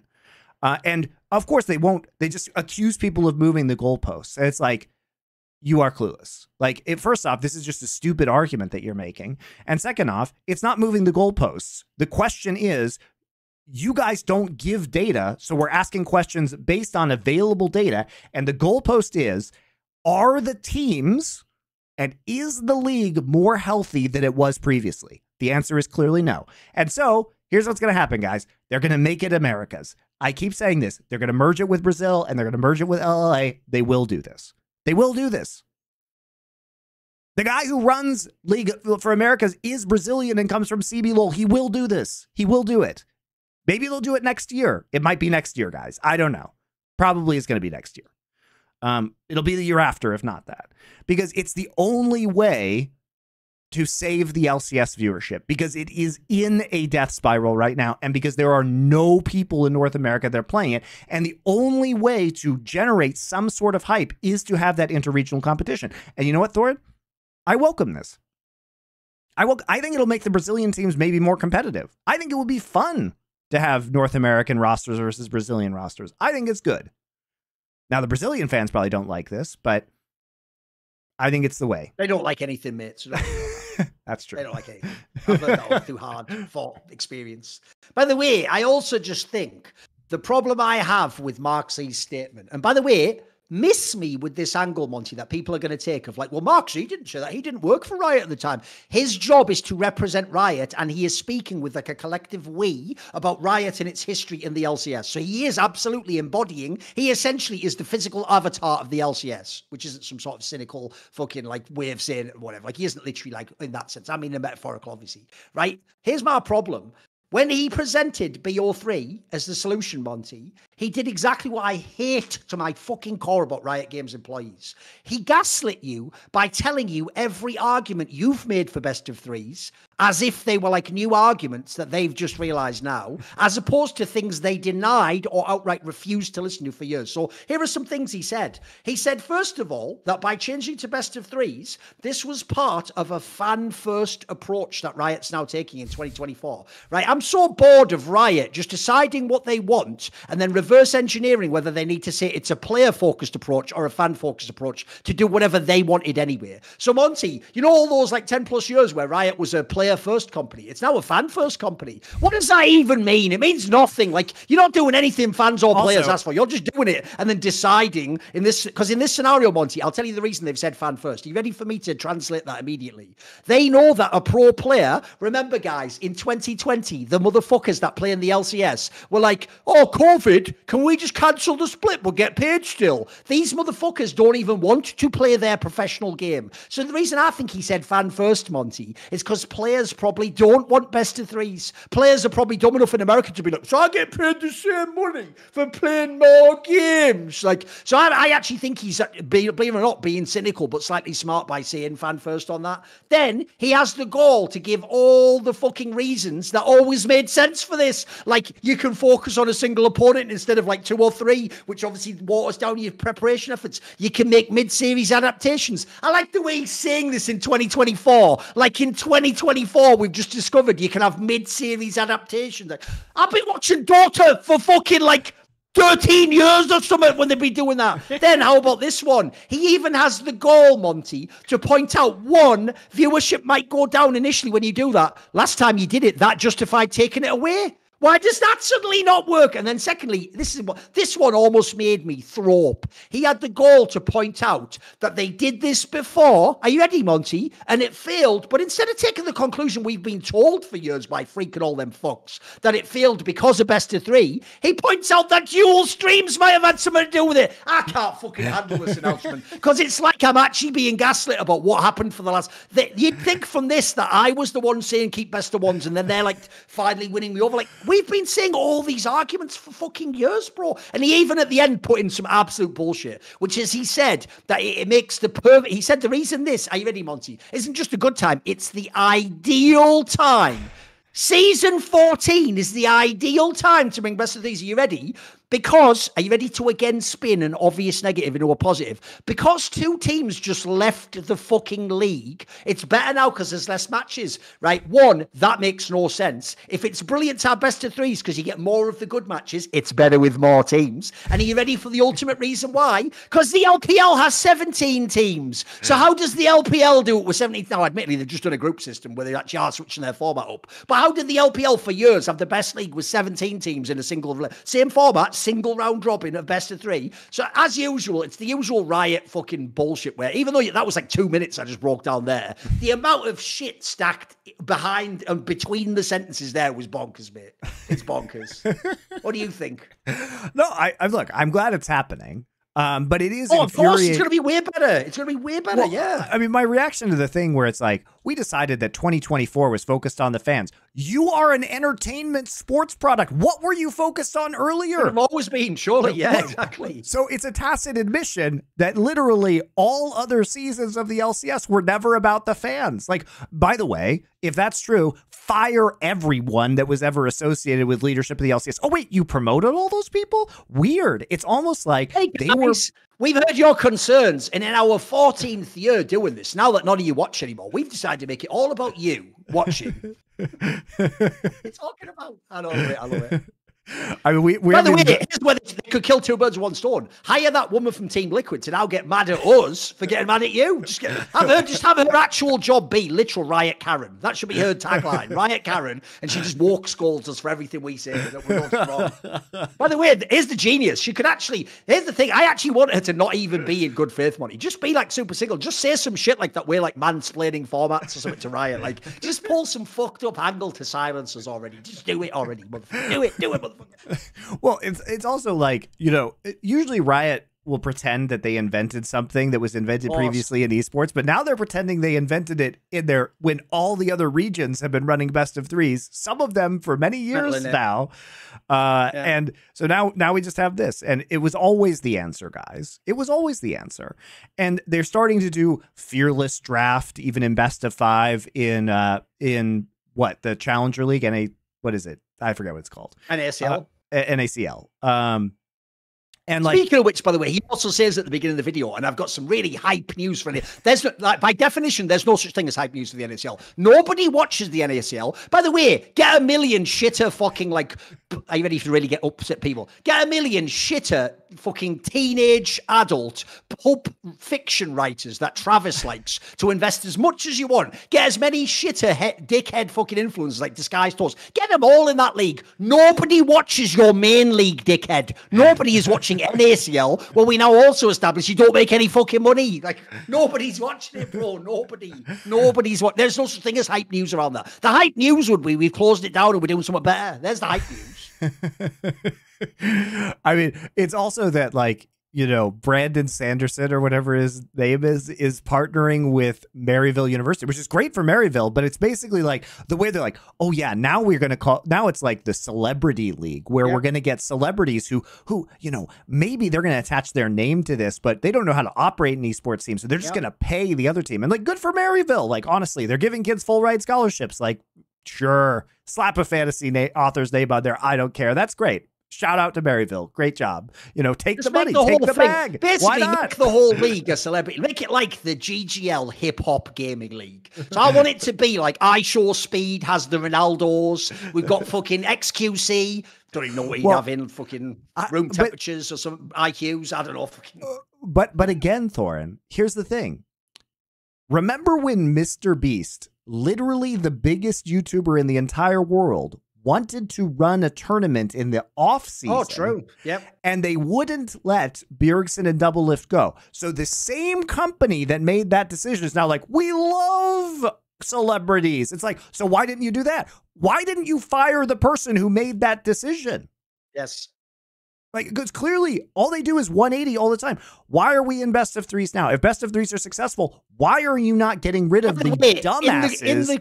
In the comments of this video, post your best fake celebrity team name. So it could be like the Snoop Dogg for Shizzles, you know. I didn't say the rest of that. You cancelled it, but you get the premise. Just come up with your own. The fucking, I guess you could have the Diddy's Lost Boys. Jesus. The Drake never beating the allegations. Not bad. Got some pretty good ones there. You put your own. You come up with your own and put it in the comments below. But I just wonder, Thorin, because again, remember the kids don't play this game. There was never going to be a better chance than Mr. Beast, and they fucking fumbled it. And so I just don't understand who they think they're going to get. The idea. I agree. What's the target demographic? So people who read Brandon Sanderson or whatever his fucking name's books, they're going to go, I better get watching, not even, by the way, not even Good League LCK, not even the LCS. I'm going to start watching NACL. It's so implausible a premise. It's insane. I know. It's actually mental. There's no way. There's no overlap at all there. The joke is, the only person who reads those books and cares about League is Travis, and he already watched, well, the joke is even he doesn't watch NACL. So there you go. Case closed. That was your perfect demographic. That was the only Venn diagram overlap. The center of the Venn diagram is just Travis, and even he doesn't watch NACL. Enough said. So I just don't understand what the purpose of this is. And like, if you're going to do the celebrity thing, you already missed the boat on that one. You missed it. That was years ago. That was pre like Drake and Ninja playing Fortnite together. Like, what year do you think this is? This isn't 2015 anymore. It's 2024. Nobody watches LCS. You are in a fucking death spiral. This doesn't save anything. Oh, bro, I've just thought up the great idea. Here's what you actually should have done for real. Like you say, about 6-7 years ago, this is what you should have done with Academy. You should have actually offered Academy. No, fuck buying it. You should have offered Academy slots to famous streamers. By the way, even people like Dom, have them have their team, and then they co-stream the fucking NACL. That's a fucking bagger idea right there, man. It would be great. It's too late now, though. But yeah. I mean, think about like the wars that big streamers could have if you actually injected their personality in. It would basically be like the ultimate version of the like sub wars, wouldn't it? We already saw that with like Cadril versus Dom on the Shy thing. It was fun. Yeah, people true. I enjoyed that. You could do that with actual, up and coming teams. Plus you've got like Ibai and Kometo and people to throw in there. Like, could be way more entertaining. Plus, Thorin, amazingly, that actually caters to your core audience. Weird. Instead of just trying to get some random people from the outside to, by the way, eventually these people are going to be tired of wasting their money in your ecosystem because you don't offer any path to sustainability. And Disguised Toast has been out there saying that he loses money on this shit. Like, why is he just going to bleed money till the end of time? You know who might have done that actually is Mr. Beast, because Mr. Beast actually does love League of Legends, guys. By the way, that's what I actually love, though, because the funniest thing, if you remember, was first of all, the Disguised Toast guy came in, Monty, and flexed about how he was doing all these things for his team and his players that like other orgs don't, and then turned around and was like, "What the hell? I'm losing all money doing this." Like, yeah, no shit. No, yeah, that's why they all were complaining the whole time. You dumb for what? What are you talking about? Yeah, we all know that. Because remember, all those fans were like, hey, it can't be that hard to run a team. Disguised Toast is doing it in NACL. And then he just turned around like, I'm losing $1 million a year. Like, I love it. I fucking love it. Or whatever it was. I mean, I might have made that number up. I think you could even nostalgia bait a bunch of people who used to, like, Skara is a relatively big streamer now and has had nothing to do with League of Legends for years, but you could probably get him to like come back to some of this stuff. Poe Belter's a pretty big streamer in League of Legends. Why not just get all the legends? Get fucking Voyboy, Dyrus, fucking Skara. You get all the legends to come back. Cutie Pie's been streaming League of Legends again recently. Like, you could actually do some really cool stuff with the streamers that you have that would probably be much more, like, if you want to talk about ways to pull back your fan base, I think a lot of people who haven't watched League of Legends in years would be like, oh, Cutie Pie is a team and he's going to be talking smack against like, I don't know, Skara's team, and they were teammates from back in the day. That actually sounds entertaining. It does sound entertaining. You could make some really good content around that. Or just go mega cynical and basically make NACL, instead of being about up-and-coming talent, there isn't any. That's the joke. You just make it like the fucking, what do you call it? Like the Legends League. Like, like the fucking senior PGA Golf Tour or something. Just make it actually Voyboy against Skara, against Dyrus, against the odd one. Why not? At this point, why not, mate? Why not have like the whole Hotshot GG just come back? Just fucking do it. Make Hotshot GG, St. Vicious and Shouts to play together and stream the core stream. I mean, there's your viewership solution. That would get so many views. As usual, the Koreans are way ahead of this because the Koreans have actually been playing show matches with like Captain Jack and a bunch of their analysts on the Korean desk.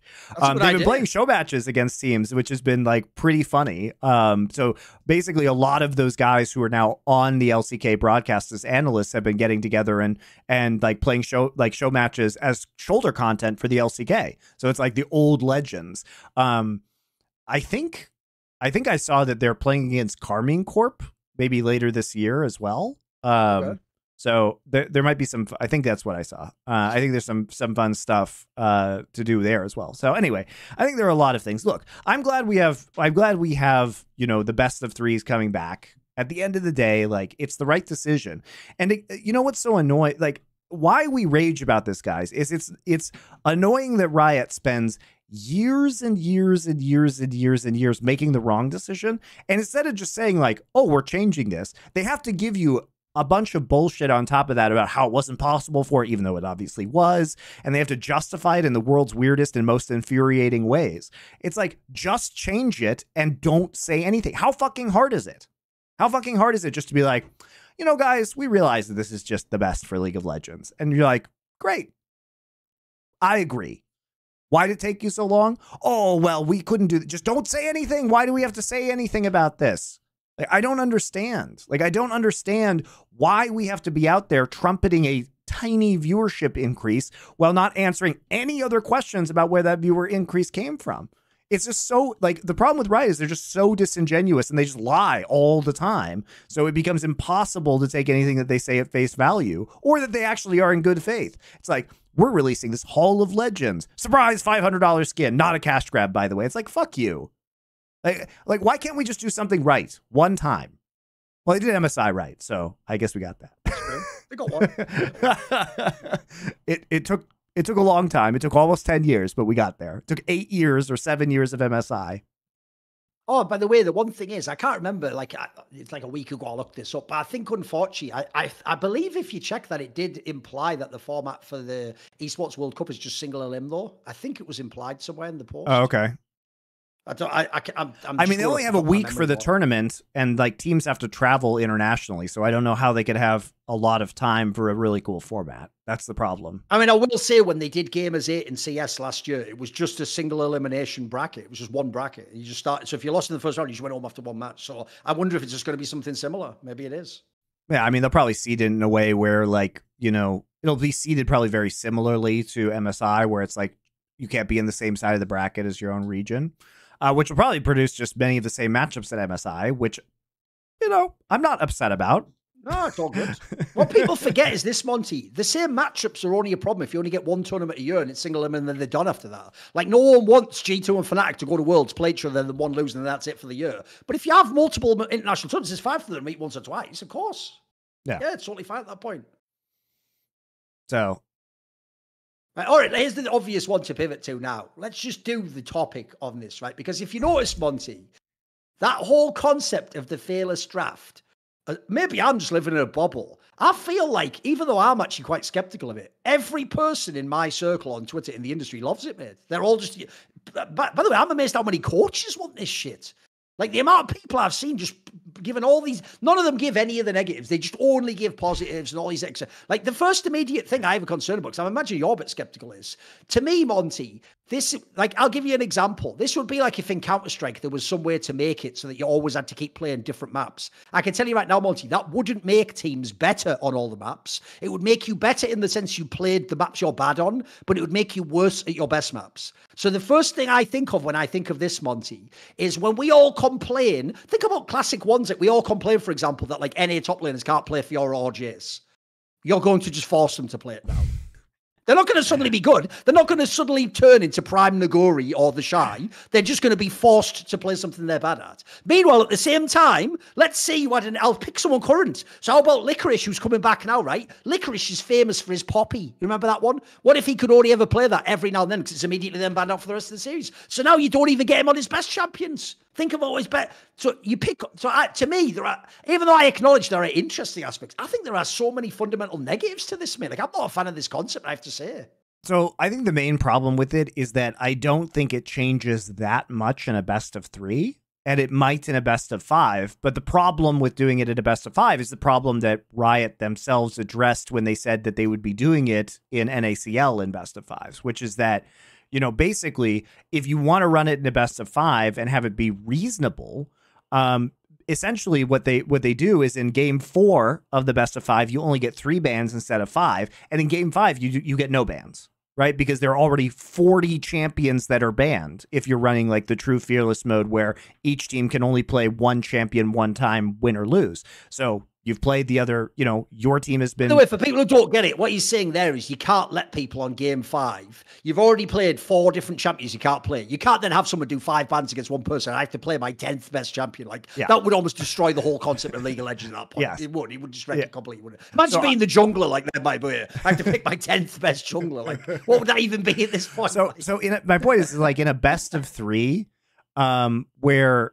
You know, it's, you know, yeah, I'm with you. It's not as bad in that. So in a best of 3, you get basically 10 champions that are banned out, right? The ones that you've played previously. And then you get, there's still the bans that are coming in within the game. But I just don't think that, given that most pro players' champion pools are deep enough to survive that assault, like best of 3s, I don't know how much of a difference it make. If you go with the system that NACL, I am intrigued to see it with the system that NACL is using and see a game 5, because I'm curious what happens if 40 champions are banned out of the game.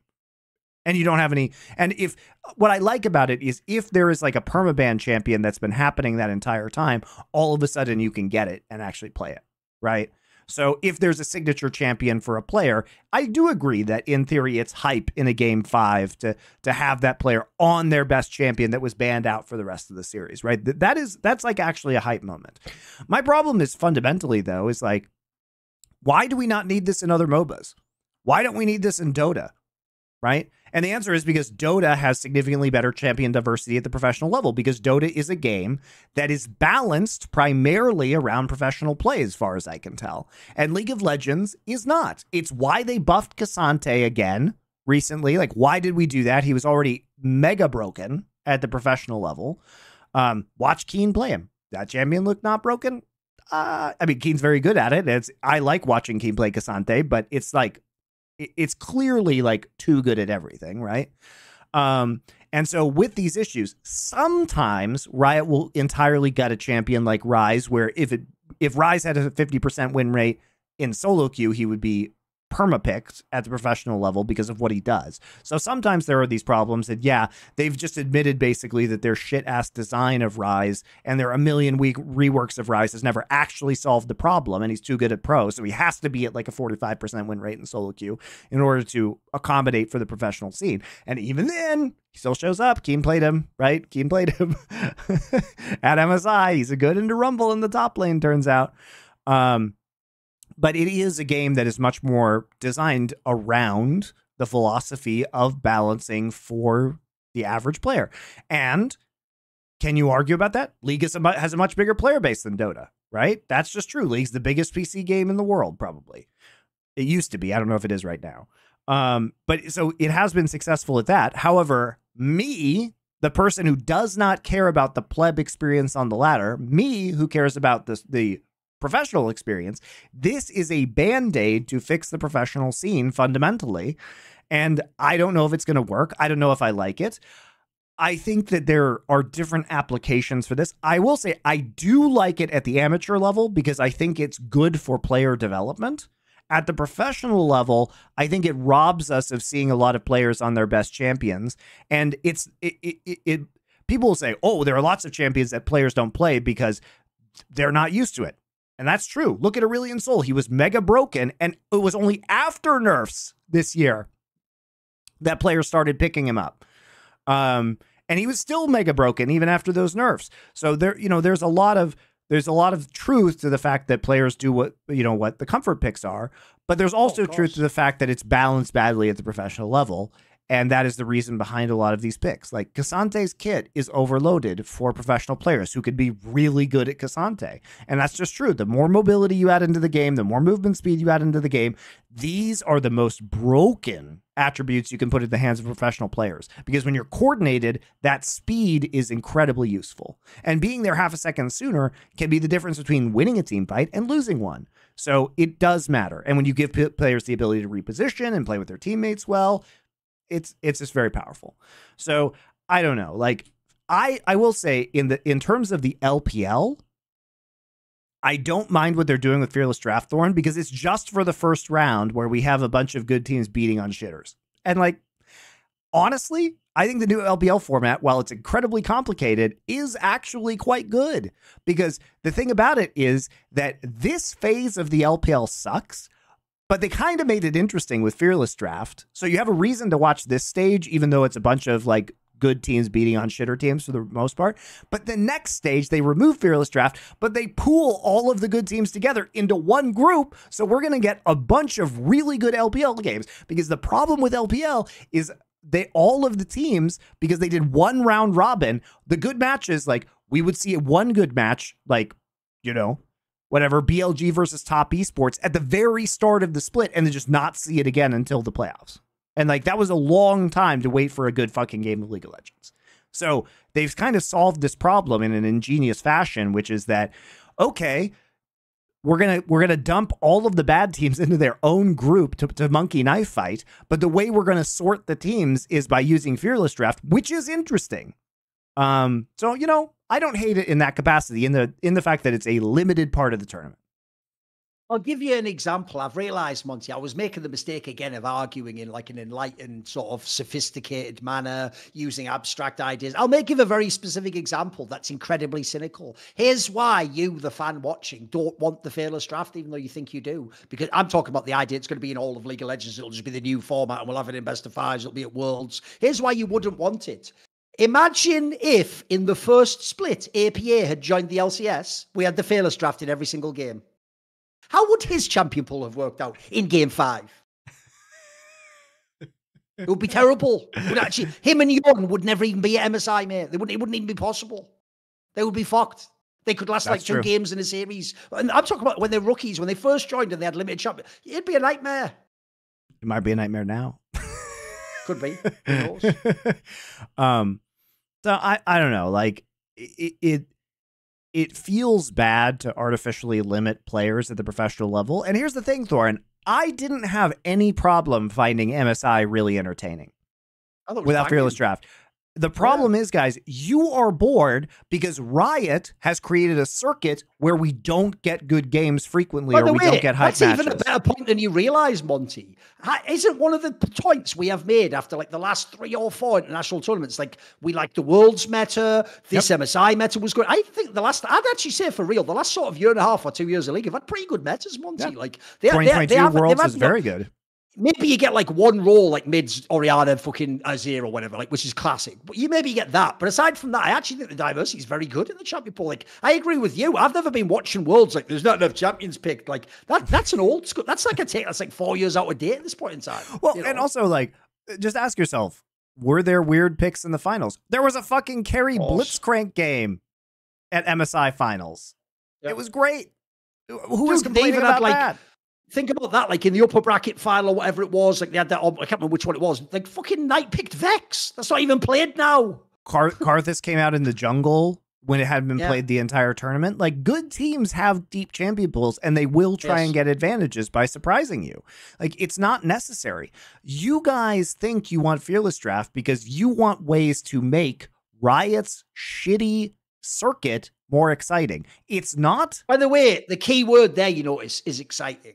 All they want, this is one of the worst things about esports, is a bunch of people who will burn everything down to have a tiny, essentially, here's the analogy. They will burn everything we built down just to get 1 second of the heat from the flame. That's just a novelty. Fans just do it. It's why they always tell you that thing that infuriates me, that they want upsets. You motherfuckers hate upsets because once the upset happens, you don't watch the next match. You argue against your own fucking interests, you idiots.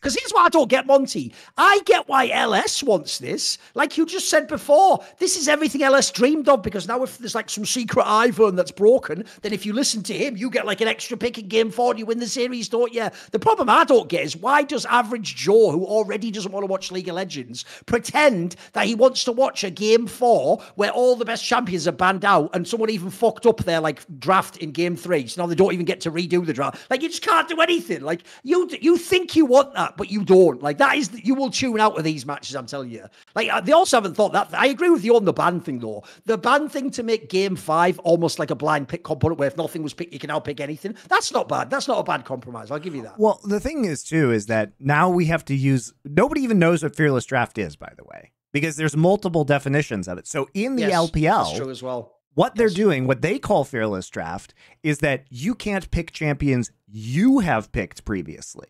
In LCS, or NALCL, the amateur league to LCS, they are doing it so you can't pick champion, what they call true fearless, which I like, come on guys, we have to come up with some different like, what the fuck is Fearless Draft? Okay, you can't just call one fearless and one true fearless. You can't pick a champion. What they're saying is that you can't pick a champion that either team has played. So which is it, guys? What is the format? And you can experiment with this. People haven't thought of them, Monty. Here's what I would immediately do, and you would do this as well if you were a coach. My entire strategy, my entire metagame for draft, Monty, if you use the true Fearless Draft, is no longer even about my champions. I'm going to make my first 2 drafts in the draft. I'm going to make my first 2 game drafts, Monty, in our best of 5, just so you can never get your comp. I'm going to pick champions I don't even really like, just so now you can never play it for the rest of the series. Enjoy. By the way, I'm putting APA on fucking, like, you know, he could be on like some shit he never play. Because after that, we burned it for you. Now you can't beat us with it. That actually is a weird angle too, isn't it? What a strange angle that is. It's basically just encouraging sabotage. Which is, because I'm with you. I don't mind. It's not as bad if it's the one that you picked and you have to change your pick. That's different. I'm with you. You may hate Cassante, but at the end of the day, like, Keen deserves to be really good at Cassante. And like taking, or for example, taking Aurelion Sol away from APA means that you get somebody worse on Aurelion Sol that you have to watch, and you don't get to watch APA who is good at Aurelion Sol play it. Like, who wants that experience? Who wants to be like... That's what I don't get, Monty. I feel like, for real, I get something different out of sports than other people. Like, I'll give you an example. One of the players I actually do enjoy watching, even though he wasn't the best quarterback, was Matthew Stafford, mate. And one of the reasons why is... because he just fucking runs the plays. Like, if he has Megatron, spoil it, he's passing it to Megatron. Same way as, Aaron Rodgers when he had Devontae Adams. 90% of the balls go to them. That doesn't get boring because they're really good at it. Like, who, by the way, if you didn't enjoy watching Aaron Rodgers pass the ball to Devontae Adams, you don't like American football. That's it. It would be like saying in basketball, you don't like Karl Malone and John Stockton doing a pick and roll. Yeah. You don't want to go, we can only do pick and roll in game one, John. Like, you want to see it all the time. It's the hardest strategy to stop. Because I'm with you, Monty. If Keen is unstoppable on Cassante, I want to see him play every game. I want to see every top lane have to battle that and see if they can clear that bar. And if they can't, tough shit. Let me pick a less controversial champion. So let's say we want to watch Bin play Jax. All right? Okay. If Bin wins a game on Jax and hard carries, are you sitting there being like, I sure wish Bin couldn't play Jax again in this series? Like, no, of course you're not. You want to watch more Bin Jax. Like, it's just stupid. Like, you are making game quality worse for novelty's sake. And if a player is really good at a champion, then that should just become a part of the pick and ban and draft, which it does already, and it is fine at doing. So I don't get it, guys. Like, I think it also, by the way, Thorin, I think it also just changes how pro players have been playing the game. Like, nobody's asking this question, which is like, you have literally designed a system for 15 years that is about pro players developing a specific style of play in champion pool. And now you're saying that these players who have worked their asses off to become pro have to play just broader champions. Like, you're saying, well, before it was really great that you could play 10 champions really well, but now you might have to play 20 champions kind of well. Can you do that? Like, you're changing the skill set required for professional players, and that's fucking dumb. Like, these players became pro because you told them this is the skill set that they needed. And now you're just going to completely change things. This out there. This is just to be a little shit. It's not even a real point, Monty. But it doesn't even work for Riot, because now in the future, how are you ever going to sell any more Faker skins? Like, oh, that's not what he played in like game one of that one series. Exactly. He doesn't even, you're not even playing the champion anymore. What's happening with that? So I don't know. Like I said, I'm okay with it at the amateur level because I do think it's interesting at the amateur level. And I do think that the best way to do this is obviously not to hard force a solution. If you think that fearless mode will increase pro player champion pools, then do it at the amateur level. So by the time those players become professional players, they have bigger champion pools, right? It just takes time. It just takes time. I'm just looking forward to Froggen coming back to LEC, because logically he'd be the god of this, because in game 3 he's picking Vel'Koz, game 4 he's on the Anivia, game 5 probably Lee Sin. You know what I mean? He can do it all. The joke is he already had the meta pool, didn't he? He had his own bullshit meta pool, so it's already over. And if you're a Faker fan, you better fucking hope this fearless mode doesn't come for T1, by the way. Oh, he's done. He's done if that happens. He would be toasted right now. Because here's the thing as well. He actually would be the most obvious player. You would just put all the 5 bans on in game 4 or on game 3. Like, why wouldn't you make him play like his 9th best champion? Go for it, mate. You go for it. Your 8th or 9th best champion. You guys, we all saw his Akali with our eyes at MSI. It wasn't great. And what do you think is a bigger fan draw, like a bigger viewership draw? Faker continuing to play this game or fearless mode? By the way, I actually want to bring that aspect up, because I'll give you an example. Here's the analogy for you. One thing I'll give a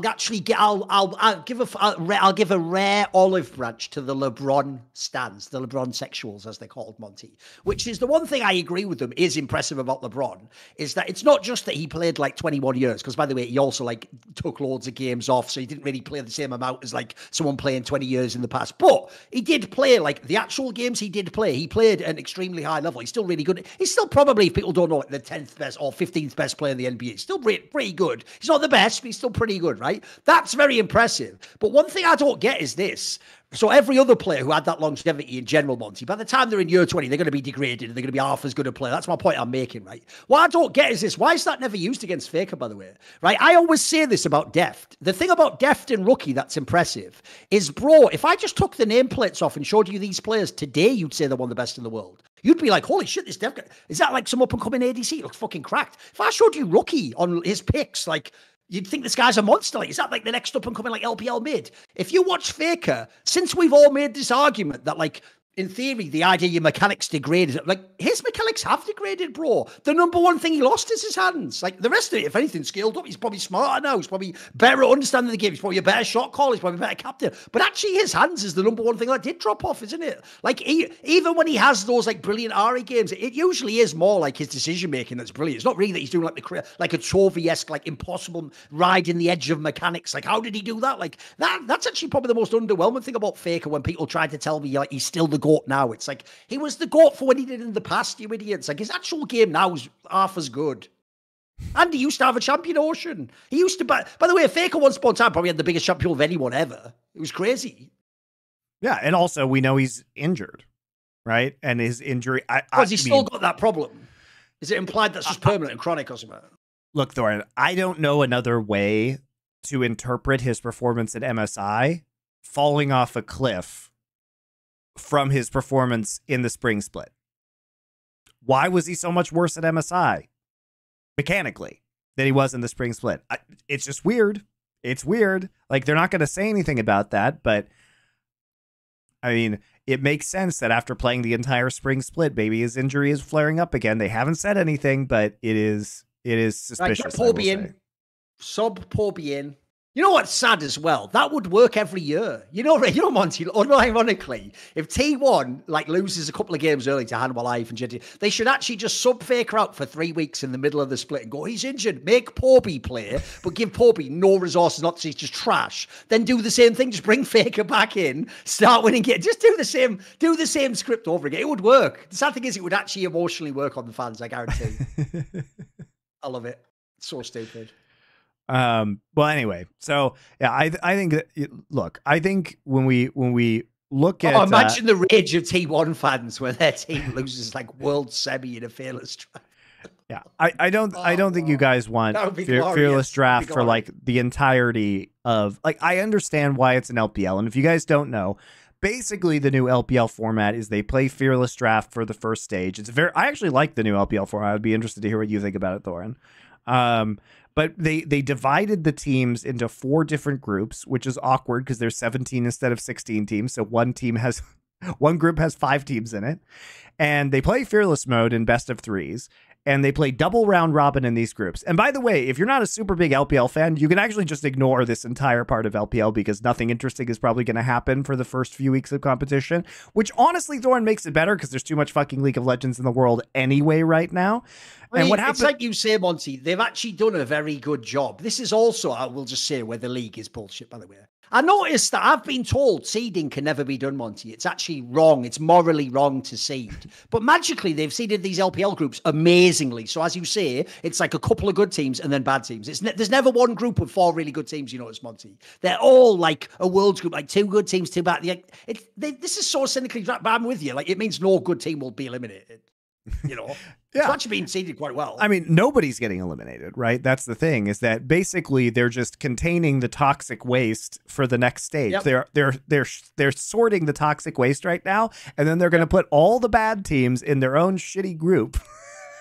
I mean, I love this because what happens is, so the bottom 2 teams, so from every group, so the bottom 8 teams in total, then get shuffled off into their own toxic waste, their toxic waste containment zone for the second part of LPL. And then the top 2 teams and top 3 teams of the group with 5 teams in it all get put in their own group, which should be an actual banger. It is. Who the fuck is going to watch the lower team group? Like, nobody. No one's going to. That's going to be the NACL of LPL. Like, no one's watching. It's that great. Group. They have too many teams. They have too many games. I fucking love it. So basically, in the 2 groups, once they've sorted out the sludge into the containment pool, They're going to get a single round robin of all Group A teams, which, by the way, the top 9 teams in the LPL all going head to head. All those games are going to be good, guys. All of them are going to be great.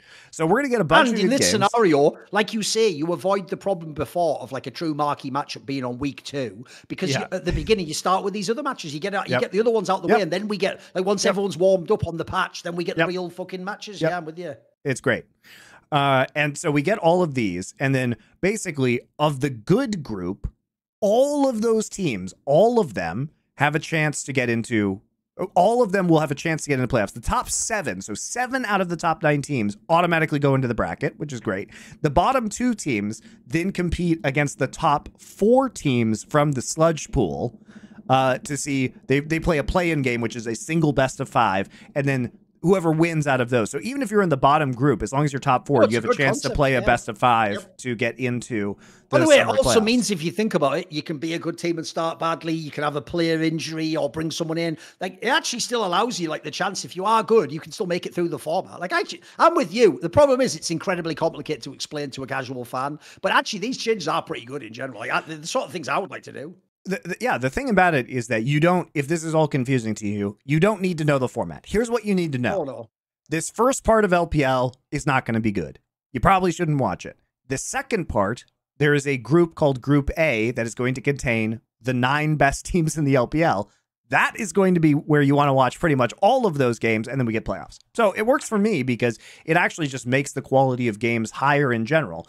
And if you are somebody who wants to, like, watch these initial set of games, they've even, like, baited it for you with the tantalizing Fearless draft. So at least it's kind of interesting. Like, I really like this format. I think they did a good job. I would have never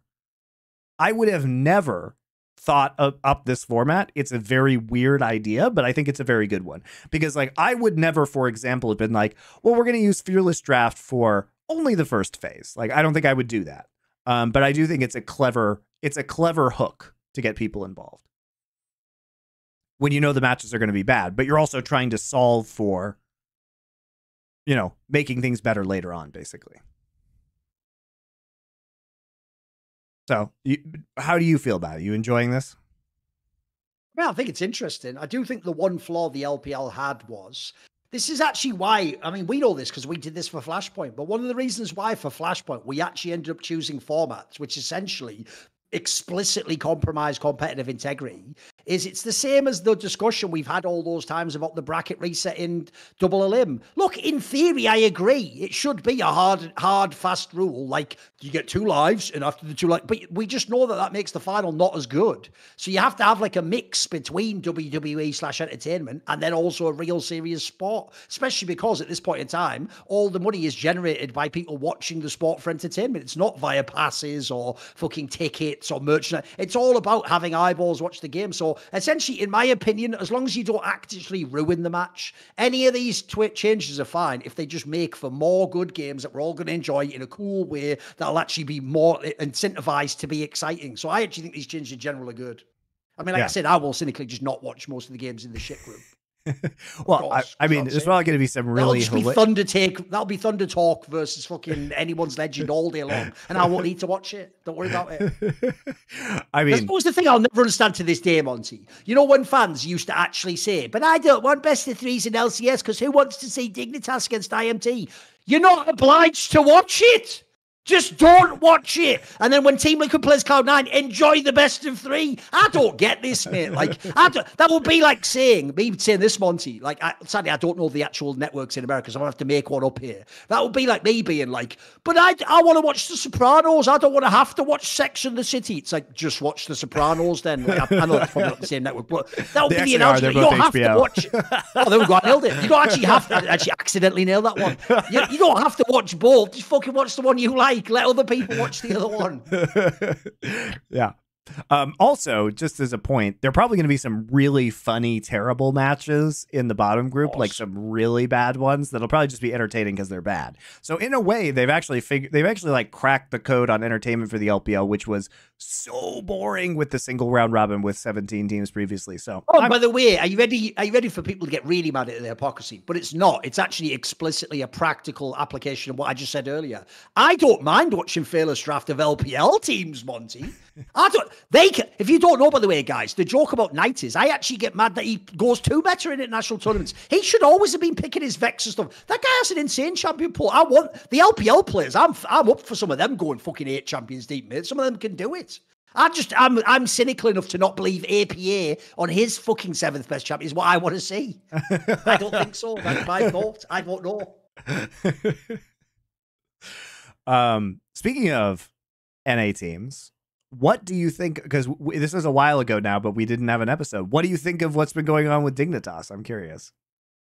Here's the problem, Monty. This is essentially one that I knew would make people upset. Because remember, in the modern day, Monty, everyone just wants you to get talent. You know what I love about this move, Monty? It proves what I thought all along, which is when you say you're developing talent, that's just code for, I don't want to buy Bjergsen for $4 million. I want to just get someone cheap. So what I'm going to say is, maybe the guy I'm getting for 500k could be a Bjergsen one day. Like, that's like some fucking... Dude, you do know that's like the negotiating tactic of like a fucking market merchant sale in a bazaar in fucking the Middle East. Like, but maybe he become your Bjergsen. You buy very good price. I give you excellent... I give you beautiful face discount, Reginald. You want my Bjergsen? Like that's like some cynical shit. So in my opinion, your job as GM in all these teams always is sign the best player with the most reliable possible performance level. So even though people are mad at these names because it looks like they're just picking old players, they're picking legendary old players though. Like they're picking players where even if one ends up being bad, you can pretty reliably pick some of these people to be pretty good in this split. You know what I mean? Like I actually think these are good moves personally. I don't know why everyone's hating on it. I think everyone's doing that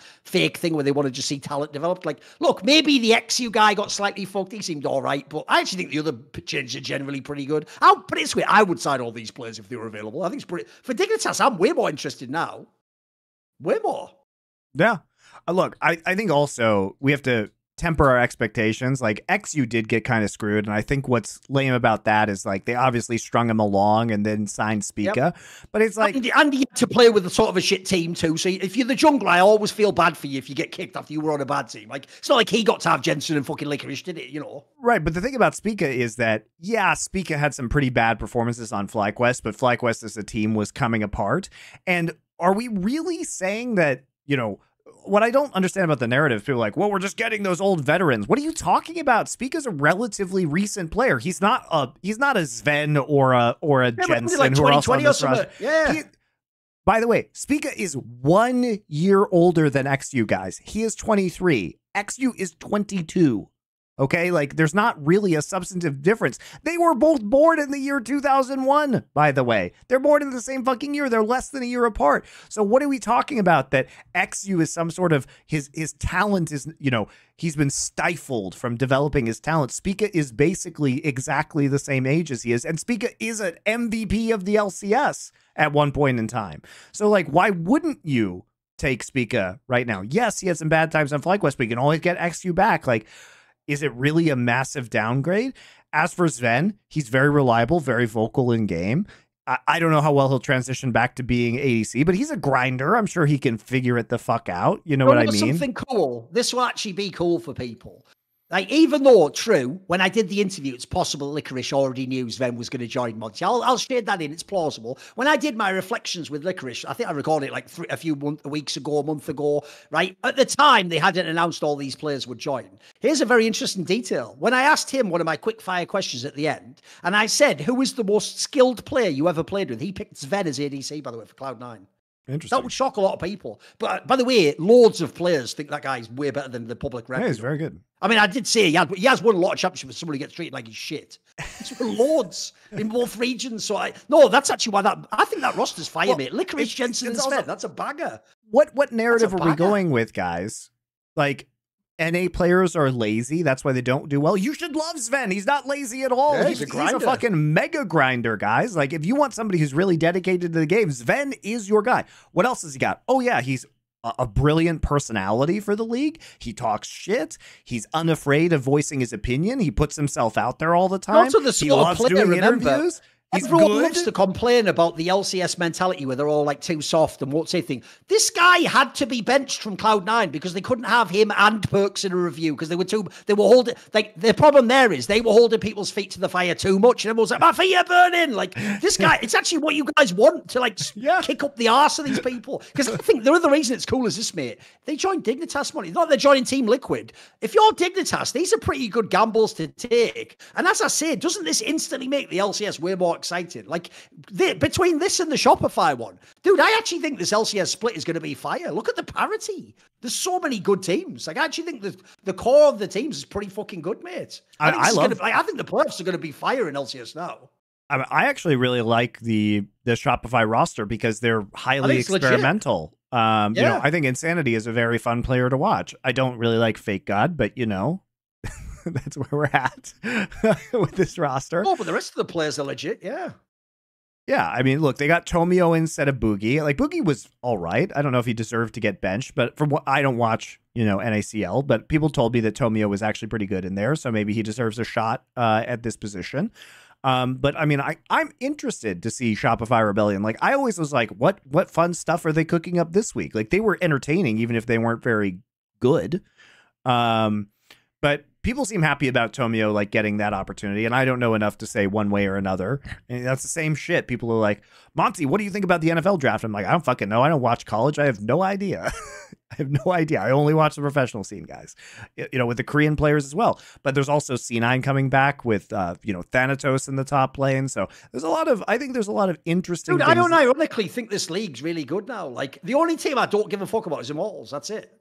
The rest of them, even Immortals had pretty good performances. Like, Castle and Mask were not bad. They weren't terrible, but I'm just not interested in those players. I think the actual rest of the league is like a really interesting mix of players. We've got the imports, we've got the NA players, we've got the legendary grandfathered players. We've got a really good mix of players here.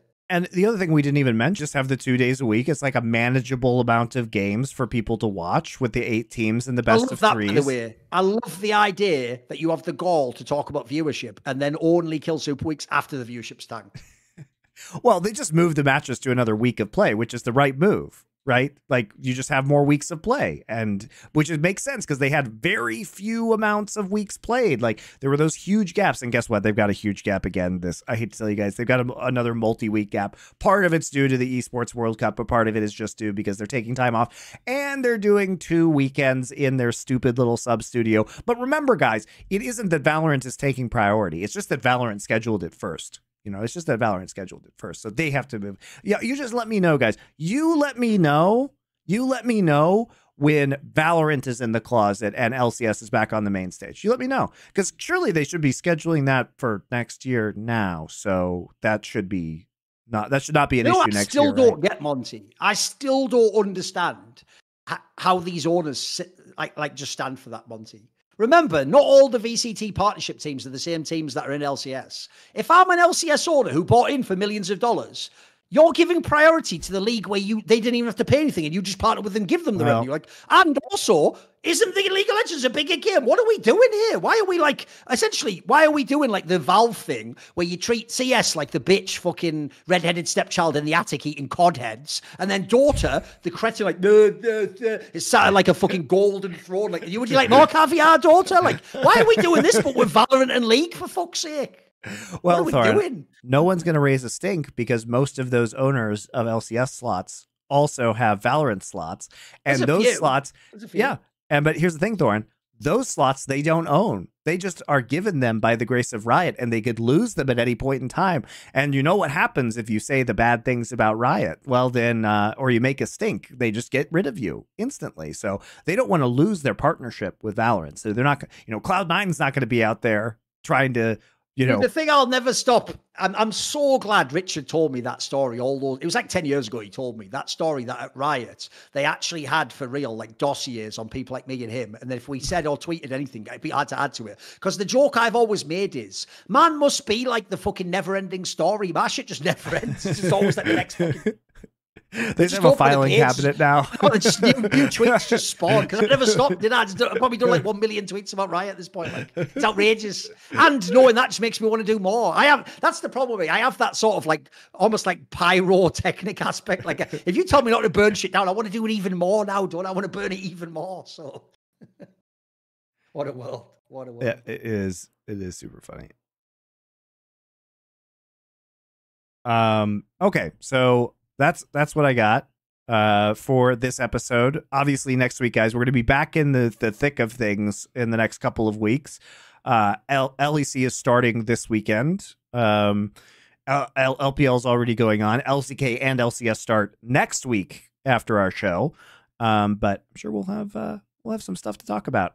We are going to do some viewer questions, guys. So we are going to take a quick break. And when we come back, we'll do viewer questions for you. See you then.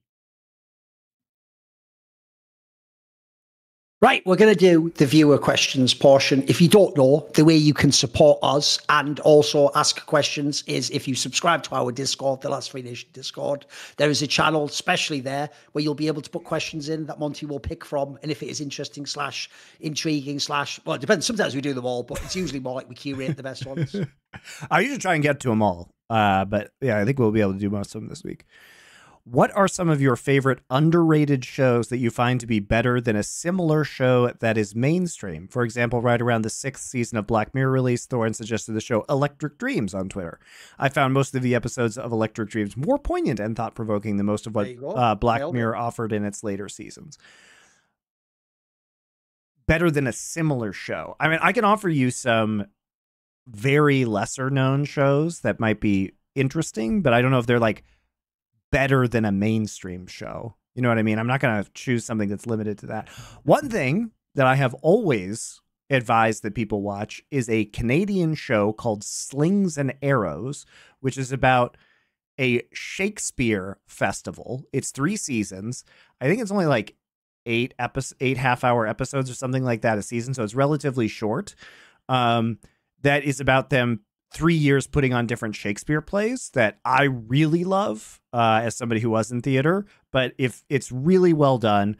What else? Another show that I think is extremely underrated and I recommend to people. I've recommended to Thorin as well. I don't know if he's watched it, but I know Richard loves it, which is a show called Brockmire, which is about a kind of drug and sex addicted play-by-play baseball commentator. And that one is extremely funny. And also it stars Hank Azaria, the famous voice actor, and he is absolutely amazing in terms of his performance. And nobody has actually seen this show. Again, it's like 4 seasons long, but it's also very short. It's like 8 episodes that are 30 minutes, but it's extremely funny and it's a very good dark comedy. You have any recommendations? Yeah, I've got 2, and I will actually fit the theme, and I'll make one of them just legit, and then one is just to tilt Monty. So first of all, I will say that obviously everyone loves Game of Thrones. Now, I will say this is a slight cheat because I do think the early seasons of Game of Thrones are very good, but I think the last half of that show was genuinely just diminishing returns. You know, it wasn't. I always say it wasn't just the last season, guys. It was a breaking point. Terrible. The last one just pushed it well beyond the pale is the problem. So I would say the obvious one, because a lot of people still haven't seen it, is just watch the fucking series Rome that they said they had to cancel to make Game of Thrones. That's even one of my some of the same actors in. Like some of the actors in that are unbelievable. Like the guy, if you don't know, who plays the King Beyond the Wall in Game of Thrones, he is fucking Julius Caesar, and he does an amazing job. Yeah, Kieran Hines. The guy, I forget the name of the guy who plays, that British actor who plays fucking Mark Antony. He fucking kills it in that as well. Ray Stevens, who was in Ahsoka, the terrible Star Wars show recently, is Titus Polo in that, and he is fucking great. But I mean, that show is one of my all-time favorites. There's one, just because so many people haven't seen it. And then the other one, because I'm trying to do his theme, where it's like similar to a show that's more popular. This is just to tilt Monty, but I also do believe it, which is, as opposed to watching some sort of cliched egalitarian show like Deep Space Nine, just watch Babylon 5. No, a lot of people like Babylon 5. No, I appreciate Babylon 5 that. is pretty good. But I love DS9.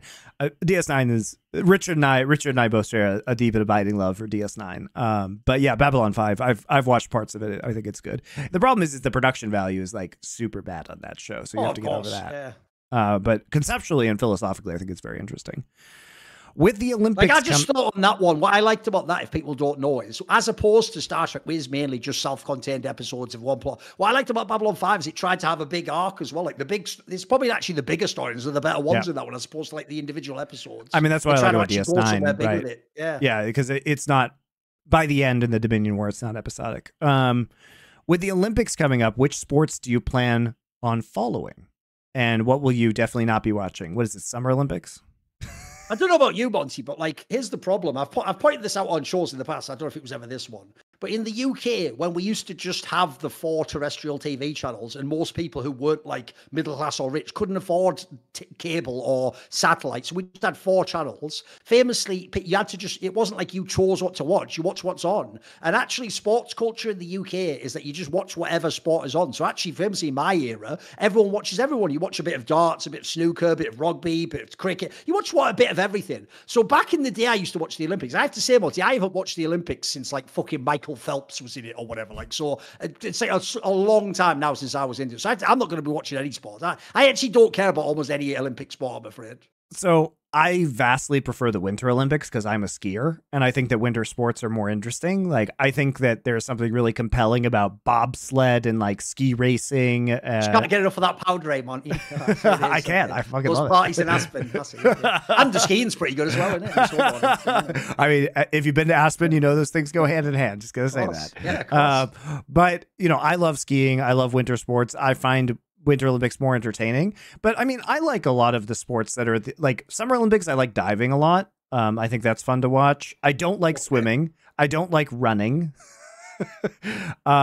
Gymnastics, always interesting to watch. Just, I think it's pretty spectacular.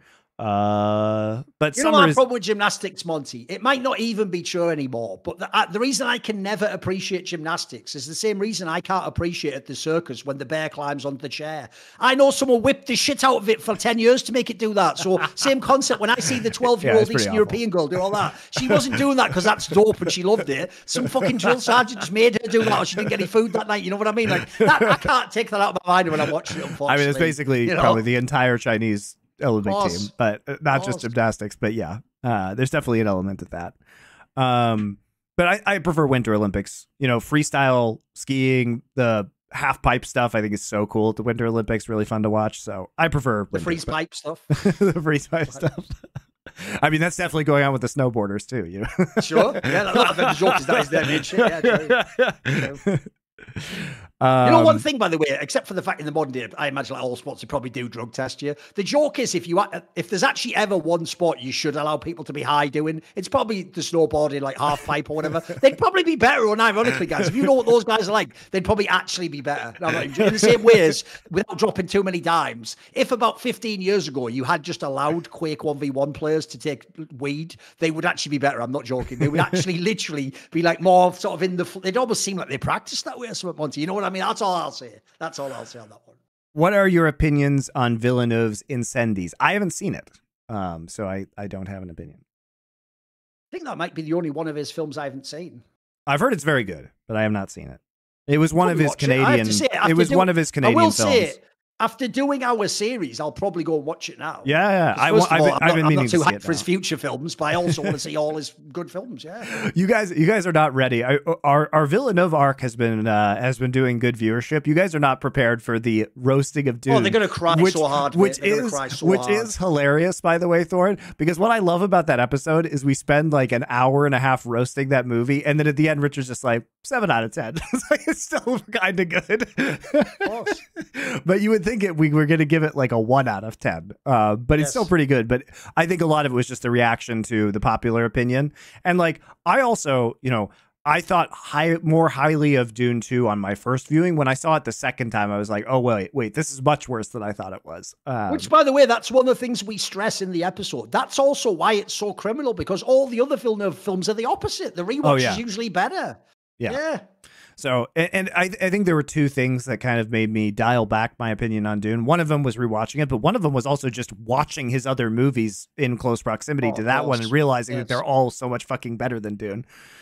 Especially like Prisoners. I think especially Prisoners. Like Sicario is good, but it's still predictable and like the plot isn't that interesting. It's mostly the way it's done is interesting. Whereas I think if you go back and look at Arrival and Prisoners, they're just like much more conceptually unique, which I appreciated. How do you improve your macro or decision making in a game or sport? With enough practice, most people could train their muscle memory or at least be proficient in micro or technical skills. However, macro requires critical thinking and creativity. I mean, you watch tape is the answer. Like, if you look at the way that NFL quarterbacks does it, like the question of how did Peyton Manning get really good at NFL macro and making adjustments at the line is he outworked everybody else. He was there at the training facility at 5 a.m. watching tape. That's what he did. His wife told a story to Ray Lewis, supposedly, which is why Ray Lewis then did this, that Peyton Manning had a whole room in his house, just as like a home cinema where he watched film. And the joke is Ray Lewis said, when I found that out, I immediately built a film room as well. Because I was like, if this fucker's studying me, I need to study. And so, no, the joke is, you're right, Monty. I mean, you got really, Ray Lewis got very good already at that. You do the same concept as a VOD review. You take a match that you've already played or seen, you pause it, and you ask yourself, what were my options? And the idea is, if you drill the sort of flow chart thinking enough, eventually that will just be what you instinctively will know what to do in that moment, right? Yep.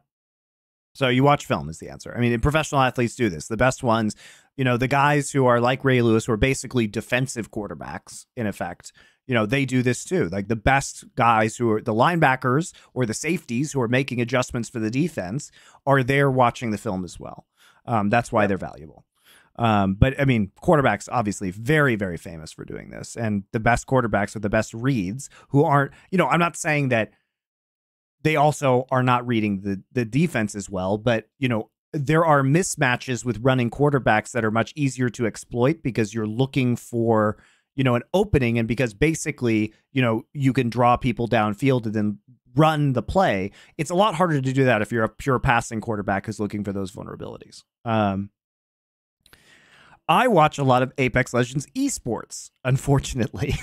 Last year, a lot of the big teams left the space due to esports winter. Teams like C9 Energy TL, also very famously, I'm adding this myself, Imperial Hal just left TSM, who's like by far the biggest personality in Apex. In the past 2 months, all of these teams have come back conveniently before Esports World Cup. Weird. All the teams that are partners for the Esports World Cup have also signed teams, Falcons and Weibo being the big ones. There are also free agent players signing to orgs just for the EWC event itself. Do you think there will be any other org signing mercenary players for teams, and could this bleed into other esports like FaZe attempting to sign a league team for EWC? Well, FaZe isn't going to do that, obviously, because you have to buy a slot. So that's not a great example. But the answer is yes, this is just going to happen. Like, what you're going to see, guys, is you're going to see teams be like, I really care about StarCraft 2 all of a sudden, and then right after EWC just drop their entire StarCraft 2 roster. Pretty sure this shit's going to happen. And it'll also be like the fucking RMRs in CS where people knew if you get into the major, you get the millions from the stickers. People literally, Monty, would run a roster, and then when you fail the qualifier, just drop the team. Like, that'll definitely be what will happen for this too. You'll like they say in the scenario, like if you don't get through the qualifier to EWC, you'll just drop the guy right afterwards. You won't wait and support him for the rest of the year. Why would you? So unfortunately, the answer is the cynicism will continue, which sucks because I actually really like. I think Apex has the best BR format. Like, I really like the way that they increase excitement by having you win all those points, and then like you just play matches until one of the team who's like at match point basically wins a map, which I think is a very exciting way to end a BR tournament. And I also just love Apex Legends, the game. I just enjoy playing it. So I'm a fan, but sadly many of these teams will probably be dropped. Colin Farrell has now, this is actually a good question. Colin Farrell has now starred in 2 terrible remakes of classic films done on 4Play. Those being a 2011 Fright Night remake and a 2012 Total Recall remake. So they did Fright Night, and Colin Farrell was in both of these remakes. Total Recall, that was bad, but I didn't even know he did a Fright Night. Does he play the super sexy vampire in Fright Night? I'm going to look this up. Must. Because it must be that casting, surely, right? Of course he must. If you were film producers and had to do a modern remake of a film done on 4Play with Colin Farrell starring... He does! He's the super sexy vampire! Holy shit! They actually did put... Holy fuck. So if we had to do a film on 4Play and we were remaking it with Colin Farrell starring, which one would it be? And do you think it could be good? That's a great question. Well, here's the thing. Here's one thing. I'll put the cards on the table, because first things first, he's making it like a meme. Colin Farrell can be pretty good. I mean, if we pick the right film, he could be good. I feel like Colin Farrell was on a good trajectory, and then he suffered the Alexander movie, and then like became irrelevant after that. You know what I mean? Like, I think just in general, I think he can be pretty good. Yeah, I agree. To me, he's not exceptional. Like, you can't put him in every movie. He's not like Daniel Day-Lewis or something. But it's more like, I think he goes sort of more by the script than the director. So, I mean, I've seen loads of Colin Farrell movies I enjoyed, like Seven Psychopaths, fucking, obviously, like in Bruges. There's a whole bunch of them. Really good. Fantastic, yeah. Yeah, he's been in a bunch. So, immediately, I'm already thinking it has to be something where he can really, like, chew up the scenery and do a lot with the character. We'd have to pick something where he can be like a fucking cool ass thing. What have we done on Foreplay so far? Let me think.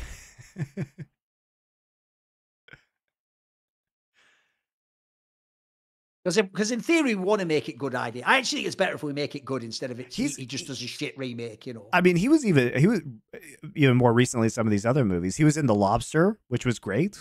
That was all right, yeah. He was as far as like. By the way, The Lobster basically was just like a fucking movie Black Mirror episode. If you've never seen it, guys, yeah. It's absurdist. It's an absurdist comedy. Like, it was a different role for him, which I thought was good.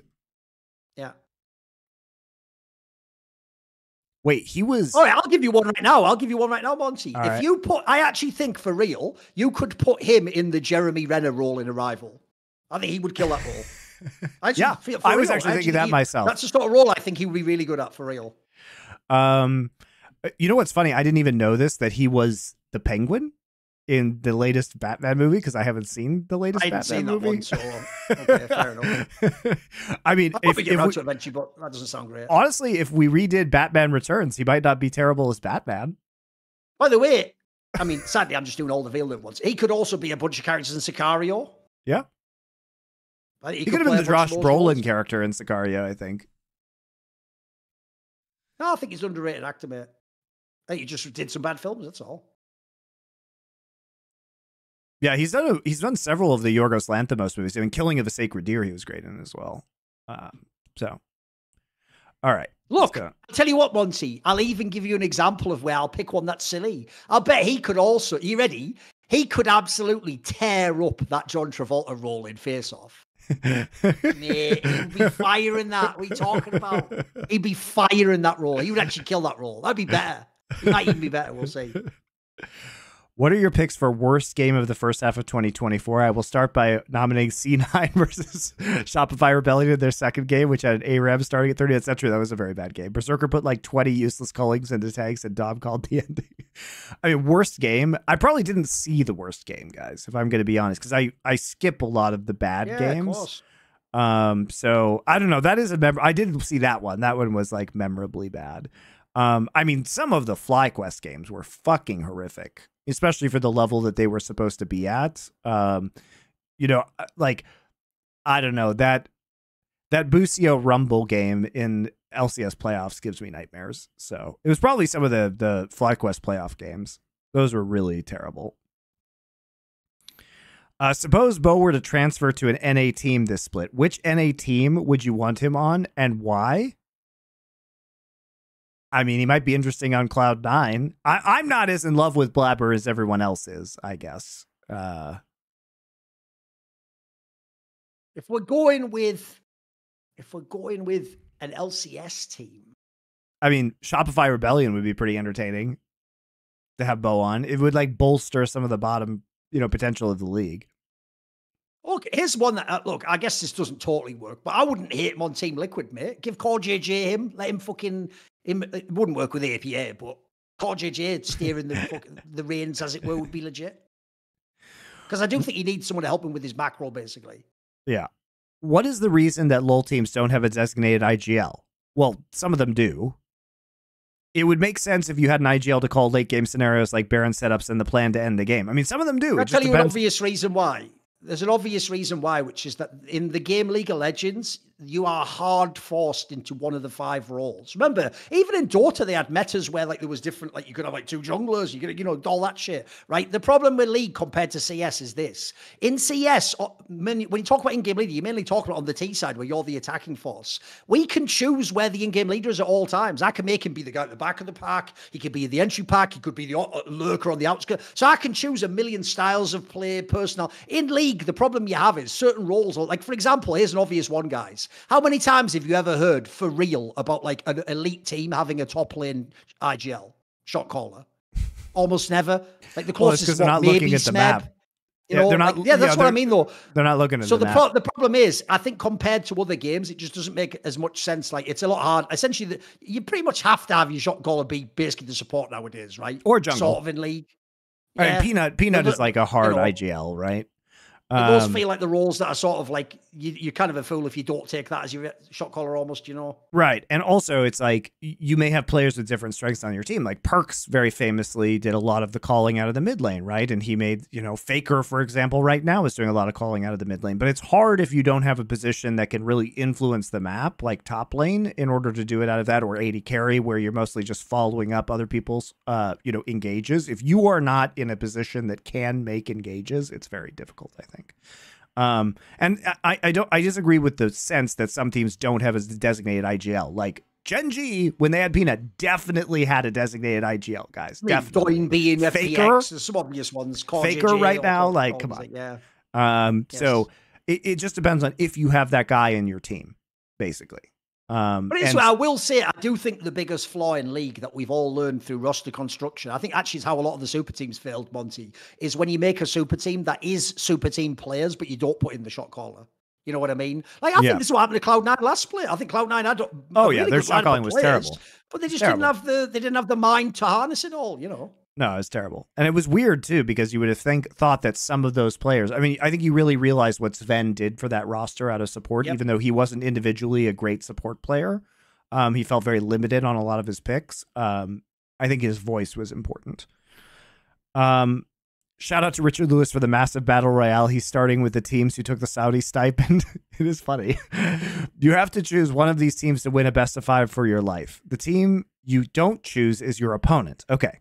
The teams are a Korean-speaking 2023 bin. Okay, sorry. 2023 bin. We're going to assume they can all speak the same language. You have to pick one of these teams that you mean for our BLG? Life. So, no, sorry. He's making the rosters with players. 2023 bin. Oh, right. 2020 Canyon. 2015 Faker. 2023 Ruler. And 2022 Carrier. Or in theory, he's trying to pick the best year of each team. All right. I was going to put it. I'm going to make it this simpler. We're going to say peak. Peak bin. Peak Canyon, peak Faker, peak Ruler, peak Carrier, or that's peak Smeb, peak Peanut, peak Chovy, peak Uzi, and peak Mad Life. Patches. The worst thing he's done there is he's done like we had him in the first half or whatever. Because on the one hand, boy, that first team sounds amazing, but he's put so many of the players I'm biased towards in the second team that I think I might be a hater and pick the second team. You know what I mean? The patch is They're also both pretty good teams. The patch is the 2023 Worlds patch. They're both fire teams. I think the thing is like peak Peanut and peak Mad Life are just not as good as peak Carrier and peak Canyon. That's the problem, is that when I can actually get more recent players for the most part, then I think it's, peak Chovy, this year's Chovy. The problem is, I also think certain players there don't work as well. Like, for example, I'm assuming, unfortunately, people think peak Peanut means when he's a shot caller, but to me, peak Peanuts was the guy with the amazing hands. He did say 2016 Peanut, to be clear. So it's more like the one with the hands then. Yeah, it means more that era, before the shot calling era. Okay.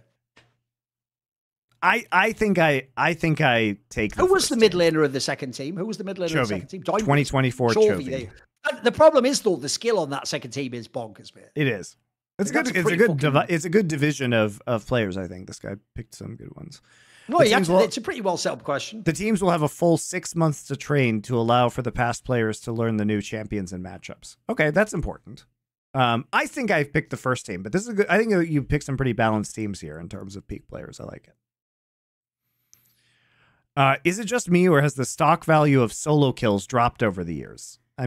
Yes, it has, especially because now if you get solo kills and you get ahead of your opponents, you create bounties, right? By the way, here's an obvious reason why. Because in the early years of League, like, a gank means the jungler has to actually work with the player in the lane. Sometimes now the jungler just kills you straight up. Like, junglers and supports weren't as strong for the first 4 or 5 years, exactly. guys. Like, that role was very different. Like, now they're strong. Like, think about Milky Way just comes in and fucks you up personally. Like, never mind. They were just buying wards and, like, you know, potions to think about kill Monty. wards. Could you even imagine? This is what would actually make people think like the game dies in the future. If I went back to 2013 and showed them what like Pyke can do in the game from support, their brains would just like melt and come out their ears, mate. Like that would be insane. He could get a pentakill, a fucking support champion. Yeah, so solo kills. I mean, also there have been a bunch of other changes. So like teleport being meta on top and mid has also, you know, you could just TP back to lane and not lose your way. Like the punishment is just way worse, and you can get it back through bounties. So I mean, they've literally created a bunch of rubber band mechanics in this game, and pro players have figured out that teleport is necessary. To minimize damage in these situations. What is your all-time favorite shit post from our friend Butt Pounder 420? I don't know if I have one off the top of my head. The problem is the best ones in theory are the ones you were never able to read out because there was some like really offensive joke about 9/11 or some shit. Like, that's shit true. Like that. Yeah, you know? there's probably some degenerate 4chan stuff that's very funny, but we can't say on this show because we have sponsors. Oh wait, I actually thought the question was, what is your favorite shit post from Bot Pounder 420? Not like your favorite shit post, comma from or when it, you know. I thought it was like it's supposed to be from him. Because by the way, sorry. That's basically his style is doing shit posts. Yeah, I know. What is your favorite, your all-time favorite shit post in general? Ooh, let me think. Let me think on that one, because there's been some bangers. Like, put it this way, I will say 4chan has the same concept as like YouTube comments. Half the time it's shit, but every now and then it does almost like elevate one really good joke to the top, doesn't it? And you get a banger one. So there have been some good ones for sure. There have been some good ones. Do you think professional League of Legends would be better or worse without teleport being a near... Well, how convenient that we just got this question. Without teleport being a near permanent choice in solo lanes. No, because I like macro. So I like teleport. See, are you ready? You know what? I'm going to go the other way. If y'all all just want to force me to do shit I don't like, I want to make a suggestion. Fearless Draft 2.0. You're not allowed to use the same summoner spells you had in the last game. What? Sorry, no. Don't make any arguments. Don't make arguments about that's the same logic. I'm going to force you to be more diverse. I'm going to force you to learn new things. And by the way, bring back clairvoyance too, just to be a prick at the end. Whatever. You have to pick the game you play Flash in. That would be amazing. Exactly. There you go. And that's it. By the way, technically, that is what it originally was supposed to be like. You weren't supposed to have Flash every game, Monty. So there we go. Let's do it. Let's bring it back. Let's do it. But I like. You can only have teleport for one game, one champion. I like TP because I don't really care about Ignite getting a solo kill. I care about TP. Look, if you guys want to watch a player run for 15 seconds across the map in the late game, be my guest. I think that shit's horrible. I would rather see a 5 versus 5 team fight at the Baron than watch T1 just sneak a Baron every single game because it takes forever to run across the map. That sounds boring to me. So, a recent Reddit thread actually posed an interesting question. Shocking. If you could give past players in their prime before 2016 a recent champion, who would you pick? For example, imagine if Elite 2014 ADCs had Zeri available to them. Well, the answer is you just put some crazy-ass champions in Faker's hands from when he was like in 2014 or 2015 when he was just insanely above everybody else mechanically and in terms of champion pool, right? I mean, the joke is, unironically, you might actually give like prime Faker broken Cassante, right? Wouldn't he just be fucking bonkers on that champion? Think about all the resets and fucking be insane, wouldn't he? Decision making, that would actually probably be the ultimate champion, no joke. There was a time, guys, when a new champion would come out, and the first thought anyone would ever have is, I wonder how Faker's going to play this. It was a great time. It was a great time. Yep. LZK seems to still have a slight edge on LPL based on recent international results. Are there any reasons outside of the server that you could think contribute to this?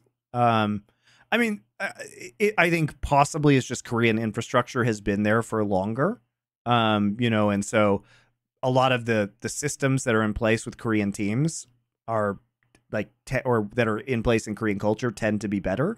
Also, just I think probably living conditions in general are overall better in Korea, especially better in Seoul than in most other, you know, even though these teams are very rich and I'm sure they treat their players very well. But I also think it's just, you know, Korean culture is just very discipline oriented. And I'm not going to comment on Chinese culture, but I think that probably plays a big part in it as well. I've always felt like, as weird as this might sound, that actually an angle that Koreans had an advantage in is I always felt like they had a better mental fortitude in the game. Because in the past, I would have just said the obvious reason is one team has Koreans and Chinese and the other one's just Korean. So it's just all being from the same country. But that doesn't even apply. Like BLG and TES are Chinese teams, Monty. So what I would say instead is this. I've just found over time that the weirdest thing about the LPL is they either are like the best teams from there, or they can just have the team that completely mentally breaks down. Like we've never, to this day, we've never seen anything comparable to like those FPX failures at Worlds, top esports. Like no Korean top seed ever did anything like that, Monty. Like they've had what, like a failure for a top Korean seed is you go out in the quarterfinals. You know what I mean? Like, yeah, that's they're like very failure. consistent in terms of getting into I do feel bracket. like their sort of ability to just perform is generally better. Whereas I feel like the Chinese teams were always more of like, it's more of a crapshoot. You either get like the fucking hard hit, like holy shit, or you just crap out completely, you know? Yeah, I also think that, you know, part of what was holding the Korean teams back previously was an unwillingness to take risk. You know, they would only do like the 100% play, and they would, I mean, we all saw Canyon play fucking Trundle in a game 5 of Worlds. Like nobody wants to see Jin Yumi in that situation. You know what I mean? It's just trash. Like they would be very risk averse, but I think the Koreans have kind of knocked themselves out of that mentality. I mean, look at what Genji was playing in these finals. It's like, fuck it, Karthus first, right? Let's play farm champion for Canyon. And now in the LPL, like you're seeing that more, and we saw it be a very high win rate in Korean solo queue, even during the MSI, but pro teams weren't playing it. So I think there are examples of this where it feels like Korean teams are being more willing to take risks. And they're calculated risks, like the risks that have the odds of going in their favor, but they wouldn't do things previously that were considered risky, like whatsoever. And I think that was holding them back. And the Chinese teams were much more willing to do that. So, but anyway, that's not outside of the server. I don't know how many, I don't know enough, I think, about LPL team conditions to really say. I'll give you a random theory craft as well. Here's one for you. I also wonder if the fact that Korean solo queue is still the gold standard doesn't help, because the difference is I got the vibe from some of the stories I've heard about Chinese solo queue, like they're a bit more lax with people just doing shady shit, like just fucking win trading and into you on purpose and just being beer. I feel like in Korean solo queue, I mean, people remember that Faker story from a few months ago. Like they banned all of Vietnam. They banned all of Vietnam. Exactly. So I feel like they probably do a better job curating a really good solo queue environment, you know? Yeah, that's probably true. Imagine if instead of the Faker skin being Riot's newest overpriced NFT, no, it's worse than an NFT because you don't actually own it. Like, let's be clear, guys. You might hate NFTs, but and you can't sell it.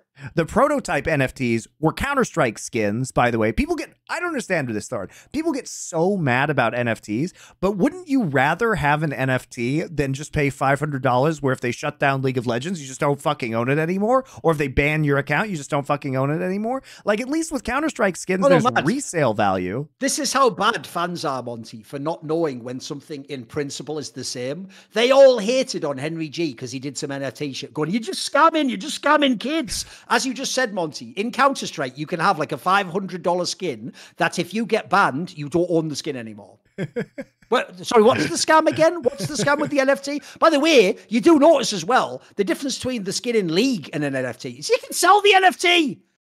I still don't get to this day why you're all cool with the fact you can't sell your League skins, by the way. Like that, to me, that's also mind-blowing, you know what I mean? But whatever, it is what it is, I guess. Well, I mean, look, I think Counter-Strike has a good system, but which is also why it justifies having those skins, because they can also increase in value, right, in Counter-Strike. If you have those old stickers on your gun from the major from 10 years ago, you know, those have more value now. Like, it's a fun collectible that you can enjoy, and when you're done with it, if you need to... Lie, Monty.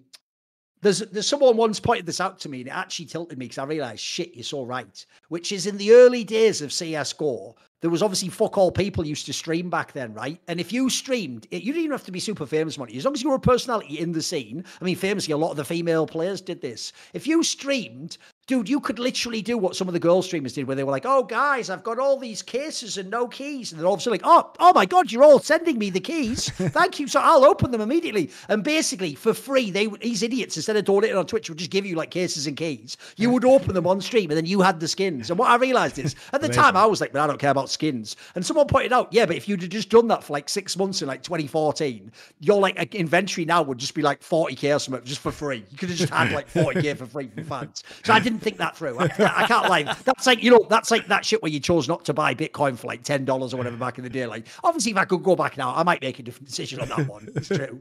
It's true. Because some of those skins and stickers are fucking mental how much they cost now. Yeah. But yeah, anyway, like the question is, it's a player. So imagine instead of the Faker skin being Riot's new overpriced NFT, it is a player in NA in 2016 with the same bump up in quality. Well, I mean, like Bjergsen probably would have sold like gangbusters in 2016, like a Bjergsen skin at that time. Like a Bjergsen Syndra skin or fucking something like that. Yeah. Zillion. Problem with that is no one plays it though. So surely no one would buy it. Yeah, you know what I mean? the Syndra one would be, yeah. Anyway, the rest Jensen Oriana or something. The rest of the question's kind of a meme one. But I actually get tilted about questions like this because like people hate NFTs, but NFTs are objectively, I think, quite good for games. And you can see that because Counter-Strike basically pioneered NFTs for games. Yeah. And what's bad about that? You buy something you can then later resell. What's bad about that? It's way better than other skins in other games. What former members of the esports scene would you bring back in their prime to have the most positive influence on the industry? So who is out of the scene now? Who we would bring back? The problem with that is it's going to be hard to know who's really not in. So I'm just going to pick people who aren't in the spotlight. How about that, Monty? Yeah, go for the obvious people you would pick are it's the people who are all in the Hall of Fame. It's like Boxer and Fatality. Like these people were like the ultimate ambassadors of the game. How about, well, I'll pick one. Adam Apicella, who is currently not in the scene, but who I think is... I mean, he ever since Esports Engine got bought, no, he's just not doing anything. He's just chilling. But I mean, I would love to have Adam Apicella from MLG back in the scene. You know, I think that'd be great. It would be cool if we had Slasher and Jacob Wolf. Imagine if Jacob Wolf had ever gone into esports. That could it's really a shame that Destiny isn't in the esports scene anymore. Yeah, I used to like that old Astralis support player. Right? So... Or did you mean the ultimate of TF? My bad. Yeah, exactly.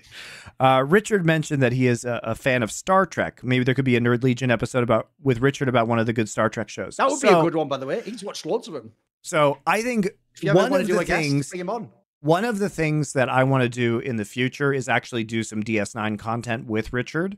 Because I think Richard and I could have some very interesting, like, because he's also seen all of Next Generation. I've seen all of that too. He's kind of a historian about that shit. Yeah. Too. So I mean, but I think Richard and I both really love Deep Space Nine. I think he and I could probably do some really great content around that show because I think both of us probably seen it all 3 or 4 times, which is crazy because that's like, I mean, that show is like 7 episodes of 26 45-minute long episodes, so it's a fucking long show. And I think we've both seen it multiple times. So I think in the future, if I have a bit more time, like it would be really fun for me and Richard to do something like that. I would enjoy it very much. And also I think people would enjoy it just generally because I haven't seen a lot of there's a lot of next gen content out there. And like, I know Red Letter Media has done a bunch of next gen stuff, but I don't think there's been as much like DS9 content, even though it's a better show. Who wins for most corrupt out of I don't even know how to answer this. LAPD, NIPD, NYPD, Metropolitan Police, or Frankie Ward? Every time I watch Total Recall, I think of every time I think of Total Recall, I think of Frankie Ward as the taxi driver. I got 5 kids. That's a pretty good joke. I can't lie. That's a pretty fire joke. That's pretty good. That's pretty good. All right, this is a meme question. Good. All right, what are your thoughts on older champs having both AD and AP scaling or builds that are different from what was envisioned, Tank Echo, AP Nautilus, Corki? Why do you think that Riot always strikes these alternate builds out of the meta? Classic one, right? Yeah. So, I mean, the reason is because stat items are the core of League of Legends balance, and so it gets really fucked up. I will say, one of my favorite things about casting that mobile game, Vangler, which was actually a very good MOBA, was that basically their equivalent of AP and AD builds were viable on most of the characters in that game, which made actually itemization way more interesting in that game than in League of Legends, right? For the most part. Like, the thing about League is, like, once you solve a build, it's kind of just like done because this whole game is just stats. And so, you know, they don't want people to like invent whack ass builds. They're very against that. And also these builds have, you know, if you can figure it out, if you can crack the code, sometimes these builds end up being very broken. And so I think they just want to eliminate the risk of that happening by like pushing champs into not only AP or AD, but specific roles on the map. I was never a big fan of it. And the main reason why is because, sadly, this is why LS was sort of right the whole time. Like, once you've mathematically figured out the most efficient build, or the build that does the most like damage or shielding or whatever, right? You probably should just do that pick every time. Whereas I want it to be more like a game of like old school StarCraft Brood War, where if in the game what I see you doing means my original tech path doesn't make sense, I can like switch up and do a different approach. And now I like, if I'm Protoss, suddenly I go like fucking Arbiters instead of like whatever, the fucking Dragoons, and drop in the fucking Dark Templar or whatever. So I just don't like the idea that like you say, it just becomes super cookie cutter. Like, essentially you're almost an idiot at the end if you don't do the best build. Like, I want it to be where like people actually do think on their third item, like, what do I need right now in the game? What would help me get the Baron or stop a push or so? I want it to be more like strategical. Yeah, that'd be nice. I mean, it happens a little bit, but not as much as other games. In the last episode, you discussed how the increase of best of 5 games has upped the performance of the LCK. Sadly for the LEC, we've not seen a similar increase in performance. Despite having more best of 5s and meaningful series than ever before, the region hasn't looked this weak in years. Well, it's bad GMing, dude. Surely the format. By the way, he's actually factually wrong. There are not more best of 5s. There's more best of 3s. Yeah, because remember, the problem is the format now goes in like this. Right. So if you remember, the old LCS format with the BO1s had a whole playoff bracket of best of 5s. You had loads of them. You actually have less now. Sorry, Susie, if you were best of 5s. I'll give her credit. This is how you know she was a good teacher, buddy. She's the only person who made me learn that rule. It's a fair play. I can't lie. I do think of her every time I fuck it up. I go, sorry, fewer, not less. It's okay. You got me on that one. You can't teach an old dog new tricks. Look, I don't. Here's the other problem with your question is you're assuming that it wouldn't be even worse with a different format. It's possible that LEC could be even worse if they didn't switch to more best of series. But honestly, I think a lot of the LEC's problems are just bad GMing. It's not like they lack good players. They're just all scattered and put in weird places on weird teams. And like, you know, players that were good got moved off of good teams like Odo Omne and then fell off and they're now benched. And I guess we just don't get to see Odo Omne anymore. So it feels weird the way that teams are being made in Europe. And unfortunately, also, we've had players like Perks, who are among the greatest of all time, suddenly fall off and no longer be on teams. And we haven't seen like the rise of the next generation of players yet. So it's just a bad time for Europe. But I mean, you're really going to be that sad? Like, G2 looks really fucking good. Like, honestly, guys, I would trade. One of the best we've ever had. Yeah. I would trade every other team in Europe being complete dog shit to have one good team that's a top 4 team in the world like they were at MSI. That's actually the bummer about the only bummer about the results of MSI. Even though I actually think, by the way, the results in general were pretty indicative. It's that if you actually were to look spiritually at those games, G2 probably should have beaten T1 and been ahead of them in the placings. Like, I actually think, sadly, because G2 didn't manage to win either of the T1 series, people don't seem to acknowledge, like, this G2 lineup is clearly one of the best Western teams ever to play League of Legends. Yes. Like, look, they're not as good as the 2019 one, but they're not far off. Like, they're pretty fucking good. Yeah, I agree. And especially because I'm with you. I'll give up all. I don't give a shit what the third best LEC team is. If I get to have a team like that can actually beat T1, fuck it. I'll make that deal all day long. I'm with you. Here's the other thing: 2019 MSI was much easier to win than current MSI, and this G2 was still top 4. Yes. So I think it's a very respectable finish. Like they clearly proved that they are a world class team.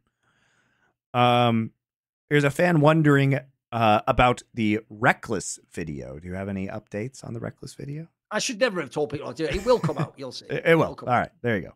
The problem with that, essentially, the only reason I've delayed it is I don't want to half-ass that one. I want to get it done properly, so fair enough. It'll come out. Are you excited about Stormgate? And is there a possibility for it to gather the small RTS audience and somewhat revive the scene? Look, I want a new RTS. Like, obviously, I'm super biased because I come from RTS and I really love RTS, and I would love nothing more than there to be a big RTS. I am hopeful about Stormgate. My problem with Stormgate is just that it doesn't feel new, which is why I prefer Sunspear's game, Gates of Pyre, right? Which is that it really... The IP itself is like, it's a bunch of old Blizzard developers who just created StarCraft and Diablo together. Like it's literally demons in space, which they already did. A bunch of old Blizzard devs already did with Hellgate London. What I don't understand about devs who leave Blizzard is why they can't come up with any new creative ideas about IP. Like why do all of them just make StarCraft and Diablo again and then put them together, or Warcraft again? Like can any of you think up any ideas? Like I'll tell you a cynical reason. The cynical reason, there's two. One, I've got bad news for you guys. This is going to really hurt all your feelings. The people who made the Blizzard and the id Software and all those old games that we all love, they aren't the people now who are leaving. The people now are the bad Simpsons writers who were fans of The Simpsons and then joined The Simpsons in season 10. Like, you want the original ones who were geniuses who came up with the original concept, Monty. The guy who joined Blizzard and left over the last few years, that's just some fucker who joined a company that isn't a games company. It's a company that makes StarCraft and Diablo. Like you're saying, it's just making more of the fucking classic franchises. And then secondly, I'll tell you the really cynical reason I think they're doing that, Monty. Because I think they look at those games and see them as some of the greatest games of all time that will endure forever. And they think, I wish I owned that instead of just being a guy who had a credit on it. But what they don't understand is this. You're never actually going to be bigger than fucking Dota and Diablo and StarCraft. You're never going to get, like, that ship sailed. Like, those are the biggest games in that genre. So unfortunately, I just don't think it can work. I think it's a naive idea to think, if I made a better version of StarCraft now, I could have the biggest games. That you won't. You won't, though, will you? Come on. Look, I'm with you. If anything, you should be trying to invent a new genre, so right? You should be trying to go for the new horizon. I think, I mean, yeah, but I nostalgically want a good RTS, right? And because I just like RTS and I want to see it. It's still out there. You can still buy all the old games, boot them up, get your friend to play. Yeah. What you want is this, Monty. You secretly want to make everyone else play an RTS game. Now, how are you going to do that? I don't know. So, I don't know. Maybe make like ransomware in League Vanguard so that you can only unlock it by playing Warcraft 3. Here's the thing, Thorin. But I don't have to solve that problem. They have to solve that problem. The companies that are making the RTS games are the ones that have to solve the problem of how do you get everybody. True. I hope one of them solves that problem. It's not going to be me. When it happens, I'll be there for it, though. It'll be great.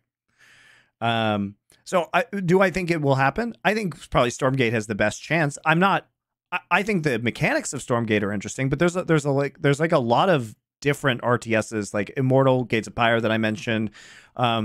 There's some other ones that have been announced recently that look interesting. So maybe one of them will be able to cobble together a decently sized audience. Do I think it will ever be as big as team-based esports ever again? No. But I think perhaps it could be very interesting. And I think it could be sustainable with a large enough audience. Okay, oh boy. I've been kicking around a nickname for Bwippo, playing off the split nature of his gameplay. Most of the time he treats top lane as a science with sound logic for everything he does. However, he occasionally completely loses his mind and plays like a possessed ape. I've started referring to these people as Dr. Bwippo and Mr. Wide. That's pretty funny. That actually is pretty funny. There's no question. That is funny, though. I have one thought on that, though, which is this. I'll actually make this a very reasonable point because I want people to actually think about all of our behavior. I will say the flaw that you're describing there might seem ridiculous because in Bwippo, it's especially exaggerated, right? If he was on broadcast or on a stream, he'd seem super intellectual as he broke down the macro. But when he plays, you'd think he never ever used his conscious brain. You think he just played off pure animal instinct, right? Here's the thing that I hope will be an epiphany for some of you. That's all of us. It's why when we all watch the best teams play, we can all see them making mistakes. But if we played, we would play even worse. Because when you actually play, you're not able to analyze in that big picture perspective of how you do when you're just watching the game. When you play, you're sort of in the moment and you're reacting to stimuli and you're just coming up with short-term plans and you're doing things just instinctively, like I say. So I think even though with Bwippo it's funny, I actually think that's just a really extreme version of what we're all doing. It's why we can all see that like Jensen fucked up a laning phase, but he would destroy any of us in a laning phase. You know what I mean? Yeah. And obviously making decisions in the game is much harder. And I think one thing that's great about Bwippo is he can be very creative on the fly, but the double-edged sword of that is that sometimes he will outsmart himself, right? He's also very emotional. And so I think like when he feels like he has to carry, he does too much. All right, last question. This is the very last one. We've gone through all of them. Because of the $500 scam and the Hall of Legends losing any respect that could that it could have. If you can choose one player for every position to be the first inducted, what players do you choose and why? And why can't we have our own Summoning Insight Hall of Fame? Well, we can, guys. There's nothing that says we can't. Maybe we do that. I'll get a. We'll get a. It'd be great to have a sponsor for that, because I think, you know, one of the things that Thor and I have talked about is doing an Esports Hall of Fame. But what we want to do is the ideal way to do it is to get a sponsor for it and do in-person interviews. So what would happen is, like, you get the inductees to fly to a location for a week, all of them, and you interview them one by one, and basically then you edit in their careers, and then you release it like one a month over the course of the rest of the year. Like, that would be there's the a $500 scenario. skin associated with it as well. So. So, I mean, cynically, yes, like, we would want a sponsor to pay for that, right? But it would be super cool to do like a studio in person. Like, if you really want to honor them, you want the production quality to be there. And the way to do it economically is to rent a space for a week, have all those people come in, and actually do a real interview and a real presentation of their career that could then be, you know, polished and edited. So, yeah, I mean, we've talked about that. We just need money. So thank you for contributing with your Discord subscription. We're getting there, guys. We're getting there. But anyway, you can choose one player for every position to be the first inductable. It's obviously Faker in the mid lane.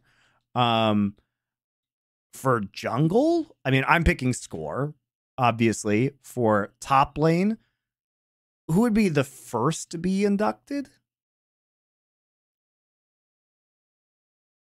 As in, of all of history, wouldn't it be like Smeb, probably? The Shy? These got to be the main two candidates, right? Yeah, probably one of those two would be the first. Because, like, Flame had a very brief peak. It depends if we're doing it again. If we're doing it in chronological order, it probably should be Flame, right? Flame or the original Shy. They're probably or Mac Noon or something, you know. These people could all be in the mix, right? Yeah. Score, maybe not for jungle originally. You might pick somebody like Insec, actually, for that position. Diamond Prox, obviously. Diamond Prox is another good one. Faker probably is the first one for mid lane, though, because you're probably not picking Ambition, you know, for that one previously. And the other Worlds winners were not super. I mean, Toys had a very brief peak. Who else for AD care? Who'd be the first? Wei Zhao. Come on. Yeah, probably. It's got to be Wei Zhao, right? And then the first support player would be Mad Life. By the way, just to piss people off, I'll just say this because it's a piece of trivia as well. What about Name? You're all going to go, whoa, for calm down. To this day, Name, most titles ever from ADC in the LPL. Suck on that. If you don't know, guys, to this day, Name hasn't played a pro game since like 2016. Name still has more LPL titles than Uzi. That's crazy. I didn't know that. Because Uzi only ever won 2, mate. Literally ever. He won both in 1 year, 2018. That's it. He's never won another LPL title. It's actually the player where, unironically, the difference between who people think Uzi is and who he was is the biggest gap I've seen of anything in the league. Except one day Faker. Yeah, whatever. Next question. That's it. It's the last one. All right. There we go. All right, guys. That'll be it for this week. We'll be back for another show, of course, next week with matches to talk about. Fresh. Probably on Monday, right? Probably on Monday this time. Yeah. We're Tuesday, maybe? We can do Tuesday if you want. We need to figure out a day again, though, and go back to the regular one. We got to get back to our regular schedule, guys. It was Tuesday this last spring. Oh, we can do Tuesdays if you want. Yeah, okay, go for that then. So we will figure it out for you guys and watch our social media accounts, and we'll sort it out, pick a day for the rest of the split, and we'll see you then.